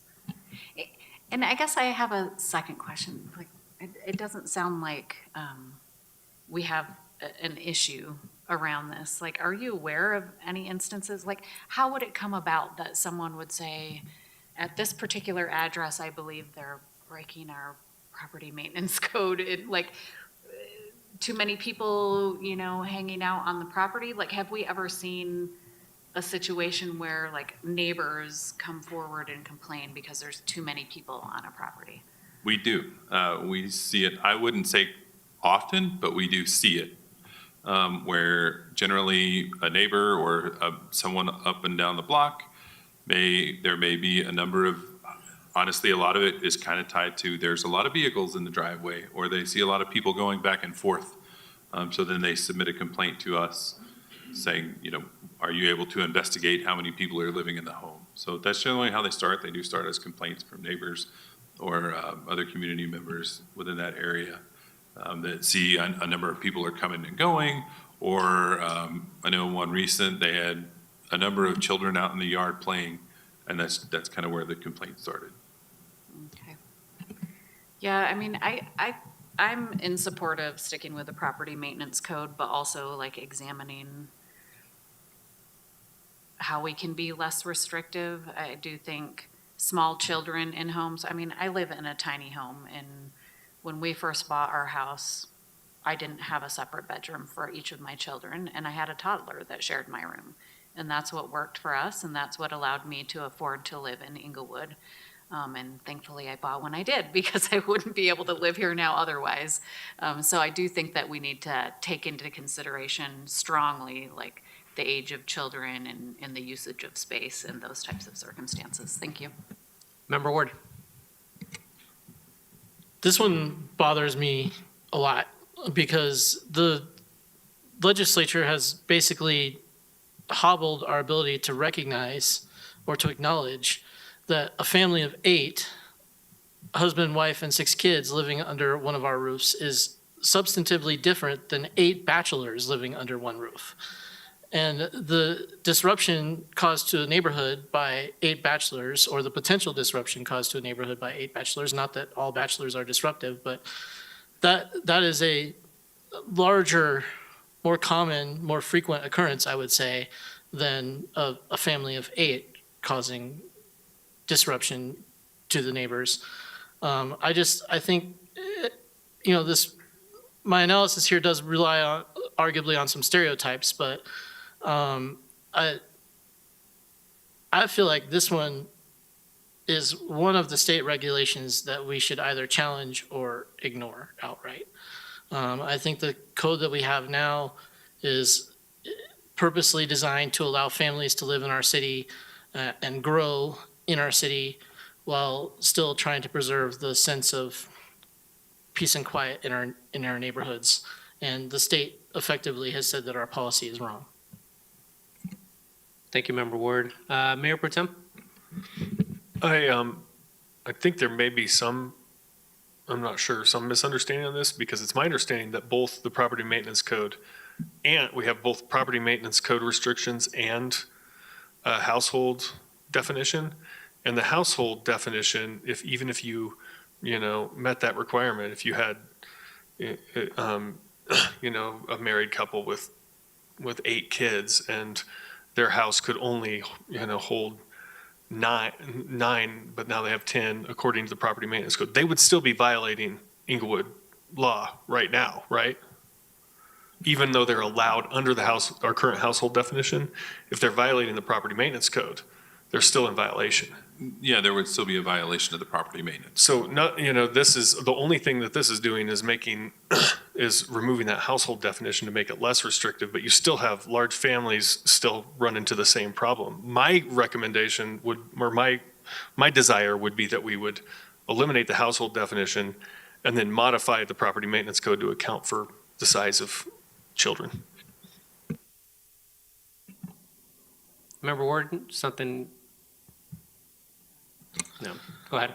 Yeah, the problem with using the property maintenance code to accomplish that task is the explicit language in the code or in the state law. A local government shall not limit the number of people who may live together in a single dwelling based on familial relationship. And what that means is that anything we do in our property maintenance code to increase the number of occupants, by its very nature, doesn't show regard for whether those people are part of a family or not. And that's the challenge I see with it. Member Noonan-Kemp. Do we have to limit how many people can live in a house in Inglewood within our property maintenance code? What are the concerns if we don't limit it? I don't know what those concerns are. I'm going to leave those to the building official because this is her domain. And this is, remember, the property maintenance code, building code, they're all internationally adopted code standards for safety. So removing those restrictions removes our ability to provide those safety mechanisms. So from a planning perspective, what I would stress is, getting any kind of change to allow additional individuals outside of what the internationally adopted regulations are. From a planner perspective, that's not necessarily a direction I would want to go because these are internationally adopted codes that everyone abides by. So that's kind of where I would stress. We can always have the conversation with our building official when it comes time to adopt, our next round of building code. But I would stress leaving, looking at the number as an as is. But again, it's council direction. I appreciate that, and I understand that big question. I personally would be interested to hear what the building official has to say. I'm happy to move forward with a 9 for now, but as we continue to think about the best way to allow people to live and thrive in Inglewood, I think it's an important question. And we have other parts of our code, things like group homes and other designations when we think about many people living in a home. I'm just wondering, is this a real challenge that we need to be solving with something that feels incredibly blunt and doesn't capture some of the nuances of how families live together? So I'd be interested to hear what they have to say, but I don't need to be a blocker moving forward tonight. Thank you. Mayor Pro Tem? I'd certainly be interested in that too. And this is a case where I think internationally adopted codes can be, not that helpful or a long-term mistake, because what happens if you have a family that has, let's say I have another kid or two and it puts me over the property maintenance code limit. What are we going to do about that? That's the big question. The code says I can't live there. But if I can't afford to add on to my house or build another house, what are we actually going to do? Are we going to put somebody in a position of actually being out on the street? That's why I think, I get the safety idea, but what is the actual effect of it? What does somebody actually have to do to solve the problem? If there's not money to build a larger space for them to live in, and they end up on the street, I think that's part of our homelessness problem, is that we end up with codes that restrict how people can live, and they end up on the street. So that's why I think this one is one where I would be happy to see it revised as well. Member Ward?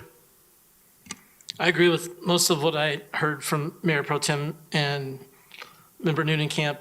The concern I can see my constituents bringing forward is the classic flop house scenario, where you have multiple and potentially unlimited number of people coming and going at all hours from a house that's located in a single-family residential area, and nothing in our code that would prohibit it. And nothing in our code that could prohibit it in an equitable way that accounts for the fact that families are different than flop houses. So that's my concern when I look at this. I would like to find a way that we can acknowledge that families grow and that there's not always money to add another bedroom or to relocate. And often we want to keep them in our community because they're a valuable part of our community. But a more transient housing style, like a flop house, does not belong or has the potential to cause significant disruption in single-family residential neighborhoods. And that's the problem I see. Thank you, Member Ward. Member Russell?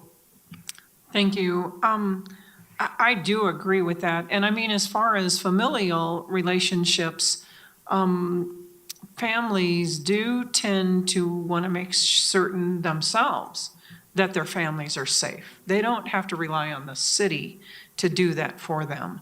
And so I think for the most part, people don't complain about their neighbors if their family's involved rather than unrelated individuals. And I kind of feel like I wasn't necessarily real happy with the definition that we came up with of a household, but there is limits there that wouldn't be if we removed those things. And so I really don't know that I want to make any changes. I don't want to make any revisions at this point.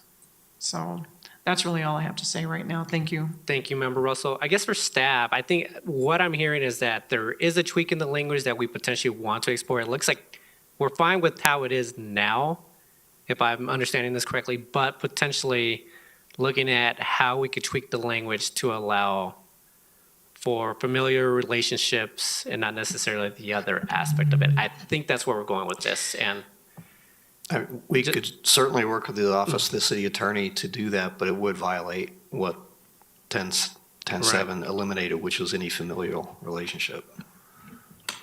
Go ahead, Mayor Patel. My suggestion would be to not account for familial relations, but have the property maintenance account for the size of the human. That children take up less space and therefore more children per bedroom would be acceptable when maybe the current property maintenance code would be fine for adults, but allow another provision for if it's children, it could be 2 heartbeats per, or 4 heartbeats per room instead of 2 or whatever. I don't even know what the numbers are, but some provision that would expand that slightly for the case of children. Go ahead, Mr. Ashton. The only thing I would say with that is that's probably going to make administration a lot more complex if we have to go weigh children or verify ages or something along those lines. So it would make enforcement a lot more complicated on our end to do that. Just the number of people is a very quick, you have 9, that's too many. You have 6, that's the right amount. That makes it very easy on an enforcement side. But yeah, it's the other issue that we currently run into with our current definition is who has to provide, or the owner, the property owner, the people living there have to provide the burden of proof of how they're related. We don't necessarily go into how distantly can they be related. So we run into a lot of issues with administration and enforcement on this one. And I think, putting child size in there is an added wrinkle that may be a concern with enforcement later down the road. Well, to me, it wasn't child size, it's just adult size versus child. So I was looking at it over 18, under 18 kind of thing. Yeah, So okay. I wasn't looking at it in terms of, let's start weighing here, but, okay. Fair. So I think, do we have enough here on this topic or anything else, Brian? I think we have enough Okay. to work on something. All right, thank you. So next item, go ahead, Member Wright, Can actually. we do a break real quick? Yeah, please? let's just do a break because we have a couple more long items on this one. So we'll take a 5-minute break if we could be back at 7:55.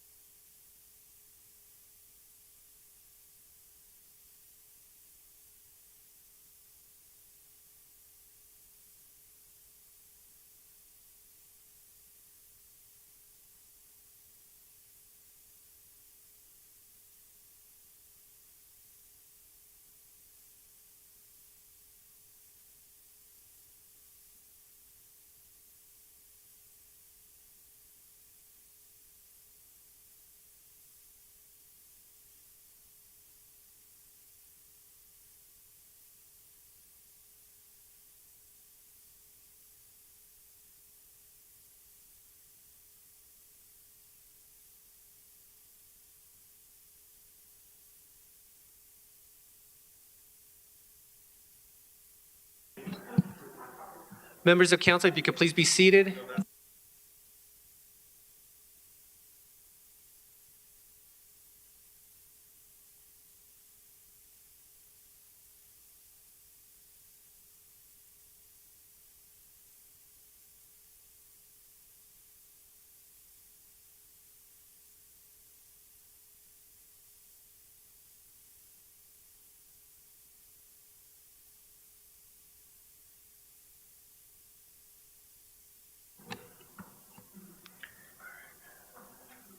All right, members of council, if you could please be seated. So I'm looking through this packet. We still have several items. I think we still have at least 3 or 4 items still left to go.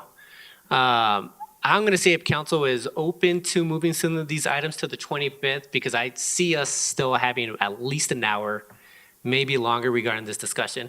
I personally would like to go through one more item, the ADUs, and then potentially push the transit-oriented communities, parking, and I think what was the last one? Landscaping?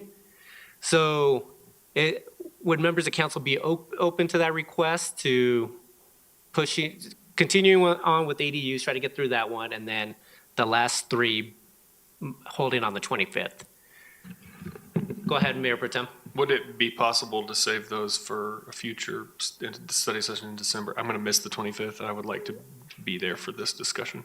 We would have to look. I think we have a light agenda also in December. Are those times sensitive where we have to make a decision by the 31st, or I guess we'll still meet that deadline, but. I don't know that any of the last 3 are really time sensitive, as far as, Okay. necessitating that action be taken Right. by Okay. the end of December. Okay. Most of them, we are just, at least 2 of them, we're waiting on Department of Local Affairs to continue to disseminate information down to us. Okay. So you're in favor of pushing off some of the items. Anyone else want to weigh in on that request? Go ahead, Member Wright. Does it impact what's going on with the Affordable Housing Task Force at all? I don't believe so. Not with TOCs, no. Parking, no. Member Nooncamp? I'm fine with that, and to the extent that the Affordable Housing Task Force wants to weigh in, I welcome their thoughts as well Okay. on any of this. All right. All right, so no opposition or no disagreement with that? Okay, cool. All right, let's try to get through ADUs, and who's holding this one? Is that you, Brian? This one's me again. All right. So this is House Bill 2024-1152. I'll try to go pretty quick through this. A lot of the information may be redundant from our discussions during Code Next as far as what our allowances are. So in short, this bill says, or this law states that municipalities must allow accessory dwelling units anywhere that single-unit detached homes are allowed, and that this municipality must provide an administrative process and regulatory framework that is not any more restrictive than what is allowed for a single-unit detached dwelling. So in short, where we allow single-family detached homes, we have to allow ADUs. We have to have them reviewed by staff and not through any additional regulatory body. And if there's certain requirements for a single-family home, we can't allow, or we can't require that requirement +2 for the ADU. Additionally, the jurisdictions must submit a certification report providing that our local laws are in compliance with the state law. Additionally, that there are certain things that we can and cannot do. There are certain things that we are able to do, and then there are certain things that we have to do additionally to qualify for this, and we'll go through a few of those.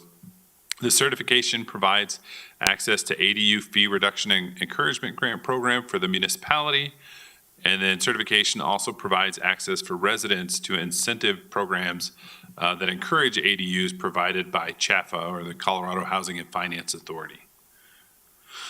Two key dates, June 30th, one date with 2 meetings. June 30th, 2025, subject jurisdictions must allow ADUs as accessory dwelling or accessory uses to single-unit detached dwellings through the administrative process. So all the shalls must be done by June 30th, 2025.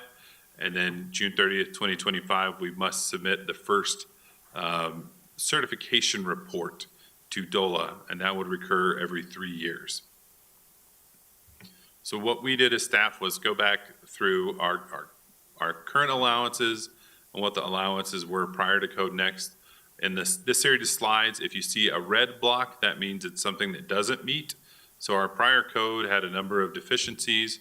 Our current code only has one deficiency based on these new state requirements, and that's the rear setback for attached or internal ADUs.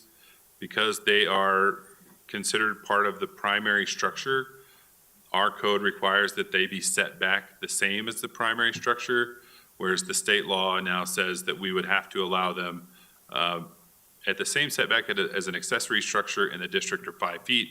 An accessory district is allowed to be 3 feet from the property line. Unless there's a vehicle entrance, then it's required to be 6 feet at the property line for rear setbacks. Legislation does not prevent municipalities from certain things, so requiring designation of existing off-street parking space. So if there is existing off-street parking and the new conversion or new ADU proposes to just designate a spot for that ADU, the code wouldn't restrict that. If it can require, local laws can require construction of a new space on a parcel that does not have an additional space to designate, is in a zone district that requires one or more spaces for principal dwellings, and is on a block that prohibits on-street parking. We had kind of a discussion today. We're not aware of any block that completely prohibits parking. We do have certain blocks that have permit-only parking, but not completely prohibiting parking. So this one may likely not come into effect for us. It wouldn't prevent a city from allowing ADUs less than 500 square feet or larger than 750. I think that's a typo in there, which is what we must allow by this law. Conversion or construction of multiple ADUs on the same lot, which our code does allow in certain districts. Applying design or dimension standards to ADUs that's not restrictive, which we do have some design standards that are based on what's allowed on the primary structure. And then we can also require impact fees for ADUs, which our code currently does. Additionally, it does not prevent us from applying short-term rental laws, historic district standards, other life safety codes such as building code or fire code.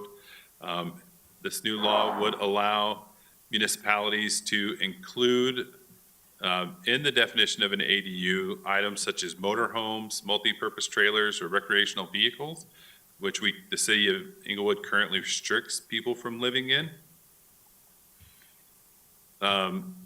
So to become an ADU supportive jurisdiction, we must do all the shalls. We can't do all the shall nots. And then we also have to choose one item out of this list that the state has created to help implement the construction or conversion, or encourage the construction or conversion of ADUs. The item that we currently do is implementing a program to regulate the use of ADUs for short-term rentals. We do currently have that on the books. The additional items waive, reduce, provide financial assistance for ADUs, provide pre-approved plans for construction of ADUs, assist property owners with ensuring that pre-existing ADUs comply with local laws, or enact laws that encourage construction of ADUs that are factory built. These are other items that we can choose to opt into, but they're not necessarily required as long as we do one. So as I mentioned, with the adoption of the revised Title 16, the majority of the provisions that we're required to meet as far as regulations for accessory dwelling units, we currently meet with that one item that we've pointed out. And then staff would be able to provide the required reporting each year if we choose to report. Otherwise, what the discussion we're looking for with you all is on the items that we can opt into. Are there discussions on what things that staff or the council wants staff to continue to reach out for? This is one that there's not very many requirements, or not very many items that will require us to amend Title 16 outside of the one item. The majority of it is more policy approach. Thank you very much, Brian. Any questions from council? Go ahead, Member Russell. Thank you. So I did have a conversation with somebody today about, there is a difference between homeowners associations and covenant-protected communities. So even though it says in here that ADUs cannot apply to a homeowners association, we couldn't force people in a covenant-protected community to put ADUs on their properties. I mean, that may be more of a question for the city attorney. Thank you, Member Russell. I think you're right about that. So go ahead, City Attorney Nelson. Yes, so you're right in that the very end of the law says that HOAs can't prohibit this, but nothing requires or would allow us to force it to require anyone to construct one in their backyard. But if there's a covenant-protected community, the neighbors would be able to limit the person next door from putting one in their yard. I just read the entire bill, and I believe it said that those prohibitions would be unenforceable. So such that a neighbor couldn't enforce that on their neighbor. So if these strike people, that out. if these people have had a covenant-protected community since its inception, probably most of those houses were built in the early 60s. I don't know if it was the late 50s. That was enforced long before any of this came to being.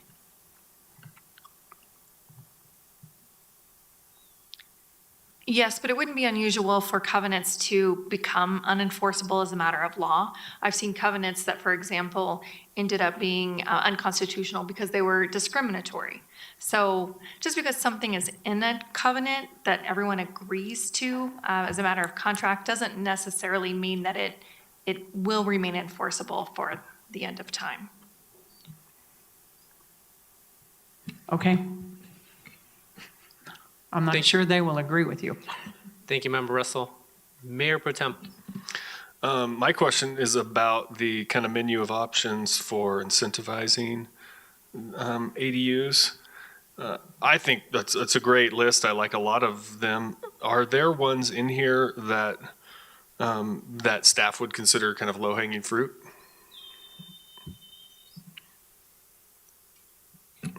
Putting us on the spot. Yeah. I think one that a lot of communities either already have in place or discuss are pre-approved plans for construction of ADUs. That's one. That's also one that's mentioned in the grant portion of, the state for certified cities. There's also funding that can provide the technical assistance to achieve these items. The pre-approved plans is one that I've seen in other communities. I don't necessarily know that we have any real objection or, support for any number of these, but that's the one that I do see used. Yeah, I like the pre-approved plan seems like the one that would maybe be the easiest to implement. Though it looks like if we change that one bit of code about the rear setbacks, and we already have so we would be meeting all of the requirements plus the ADU supportive requirements. Is that true?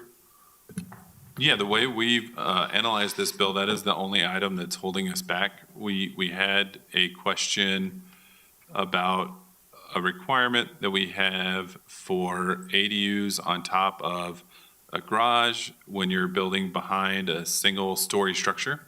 So the way our code is written, you're allowed to go up 25 feet, but you cannot go taller than the single-family home up front.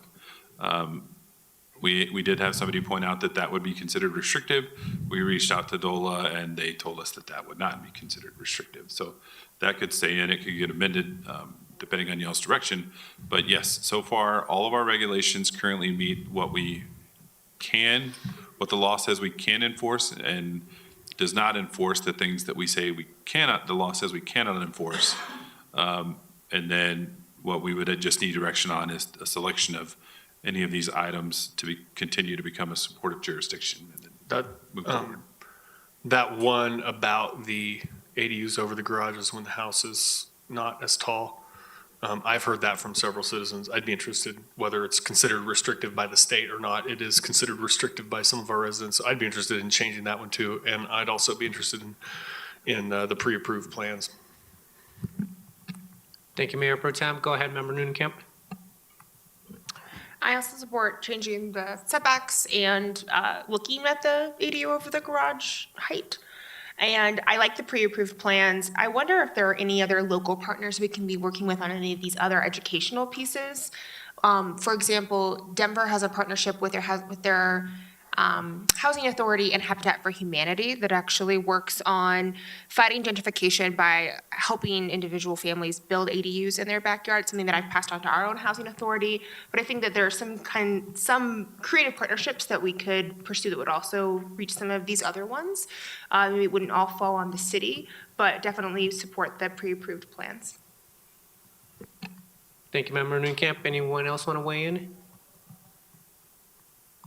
I'd be fine with what was suggested as well. Trying to think about the accessory dwelling unit being higher than the primary. I'd be in favor of the pre-approved plans though on the ADUs, but I need more thought on the other one though. Anyone else want to weigh in? Any other concerns? All right. Brian, do you have anything else on this or anything?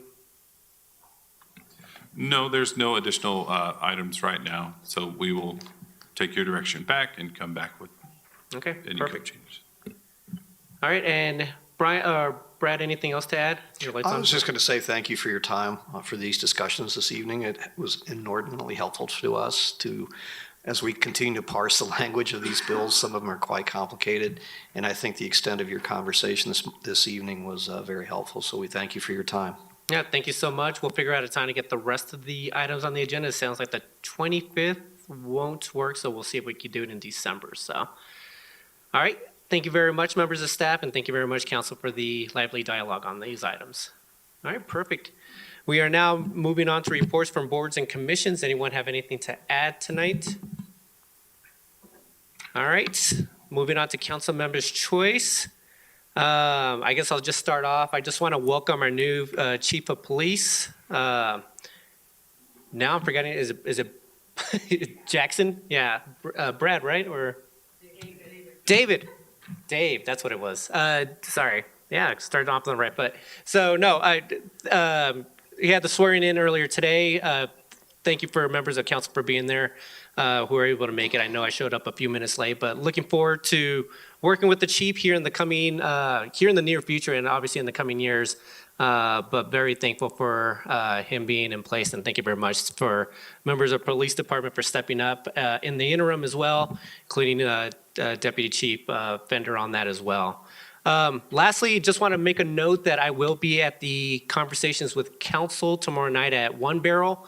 I'm not sure if members of the public have attended these in the past, but basically it's pretty casual.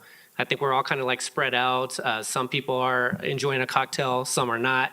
But just stop in, just ask questions of members of council. I will be attending, I think it's 5 to 7 tomorrow at One Barrel, so I will be there. So just want to make a note of that. Anyone else for council members' choice? Go ahead, Member Wright. Thank you. It's actually council request. We had our first big major storms last week. I think there were a few hiccups through that. The city did phenomenal on what they did and the support. So I had a couple of council requests, please. I'm looking in his seat. I'm like, where's he at? So they are, I think they would go directly to Hat Force, or if we work with Hat Force, please. I would like to know, because there's 2 different vouchers that Hat Force give out. So if we could look at how many vouchers for the single room that Hat Force gave out during that entire snow event, and those would go out to families, those with families and the people in the LGBTQ community, and then also the second group that would be in that double room. So the other category where they were partnering up and putting 2 people in a room, I'd like to know how many vouchers they gave out. And then if possible, city manager, could we find out how many vouchers were given to people that consider Inglewood their home city place? I know that this storm was kind of unexpected. We were supposed to get, some rain and stuff, and it turned out so much. So all of our nonprofits really came together, worked together, and helped out. And I'm so appreciative and shouting out and saying thank you for that. So I appreciate all the hard work that they did. Thank you. Thank you, Member Wright. And there were 2 nights that vouchers were given out, correct? City Manager Lewis, was it just Wednesday and Thursday night, or? Yes, I believe. Thursday and Friday, sorry. Sorry, yeah, I believe Hadforce gave them out on, yes, I believe it was Thursday and Friday, and I think also Tuesday. But I have to double check on that. That might be incorrect. Okay, but you would want them for each night, correct? Right. I believe they gave them through, it went through Saturday night also? No, it wasn't. I believe it was several nights. It wasn't Thursday night, I don't think they called it, but I believe it was Tuesday night, Wednesday night, and I want to say Friday night. Okay. Yes. Well, it's a good council request. Thank you, Member Wright. Member Nudenkamp. Just a couple updates from some boards and commissions from me. The Cultural Arts Commission met last Wednesday. It was a very brief meeting. They just checked in on some of their current projects. They're also looking at some of the Santa Fe gateways. So where you come in under the overpasses, or the underpasses, I guess, under Dartmouth and Oxford, looking at opportunities for public art there to make it more attractive for people who are entering the city from the Santa Fe side. So they continue to explore that. The Affordable Housing Task Force met also last week. I was not able to attend due to work conflict, but they are targeting Wednesday, November 20th for an additional meeting. And as Director Power said, that their final meeting will be the first week of December. The Public Library Board will meet next week, but I did want to note that they, as part of their strategic planning process, have set up a community task force of about 15 to 18 members from people around the community in different parts of the community to solicit their input on the task force or on the strategic plan that will carry them forward in the next few years. Because I'm the liaison to that committee and they do want a council representative on that task force, they asked me if I would also sit on that, which I've agreed to as part of my liaison work. They're having 3 meetings between now and February. The first one was tonight, so I missed that. But we'll keep you apprised of that going forward as well. Last thing is that I will also be at conversations with council tomorrow. All right, anyone else? Go ahead, Member Russell. Thank you. I just want to give an update on the NERP board. That meeting was this evening. And at that meeting, there were 3 individuals and 1 on Zoom from the Old Hire Police police force, which the last Old Hire Pension Board, the last person there was hired in 1978. And so we talked about, the city attorney was there and combining the boards. They're very happy with that. But there are some things that I want this council to look at and probably will be coming forward at some time. They are really struggling because there are not enough people left to keep maintaining. I think their FPPA, which is, well, I don't know, is it the police? There are 2 of them, right? Police pension board and then fire pension board. So I think the city attorney's working on getting paperwork so they can maybe have a board. They'll meet together with our board, but they probably won't have to meet together. But I would like the council to look at ways that we might increase their pension a little bit. And it was suggested in the meeting that Boulder has issued something, and so I believe the chief financial officer is going to be looking into that. But that will be coming forward in the future. I just wanted you to all know. I think I don't remember how many there were, somewhere between 12 and 13 retirees and maybe the same amount of survivors, widows. And they really have to work another job to make ends meet. So I think one thing that they were happy about is they finally think somebody's listening to them. So anyway. Thank you very much, Member Russell. Thanks for the heads up on that as well. So anything else from members of council? All right, city managers report. Thank you, Mayor. Just a few items from late last week. Thursday night was a busy night here at the Civic Center. We did have, as was mentioned previously, the Affordable Housing Task Force. They do plan on having a couple of more meetings to finalize their recommendations, but we have had for the better part of a year a lot of presentation on best practices around the state, country, looked at other cities, and had many of our local professionals in the affordable housing world come and present as well. So we look forward to wrapping up their work. The semi-annual, the annual student art calendar competition was also had a reception for all the award winners on Thursday. If you go leave tonight, please look at all of the great submissions that have been selected and are now framed by our partners at Frame D Art. And just want to thank Madeline Hinkfuss and Neighborhood Resources, as well as Chris Hargeth for their coordination of this program. We actually had 50 different students and their families, friends, celebrating 51 works of art, which will be featured in the calendar this year. And the last, also on Thursday, the Sustainability Grant program kicked off, providing a number of small grants to members of the community who have sustainability-related programs. One of the highlights that we did in partnership with the library was a submission from a local resident who wanted to use the funds for purchase of kind of display, try at home induction stoves. And so those, as soon as they were put into the library's new Library of Things initiative there in the library, they were checked out almost immediately.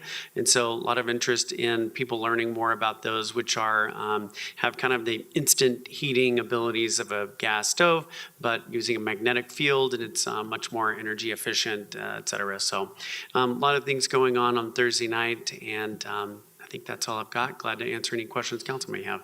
Any questions from members of council? All right. All right, no questions, city manager. And with that, everyone, we are now adjourned. See some of you tomorrow night. If not, I'll see you guys on Monday. Have a good evening.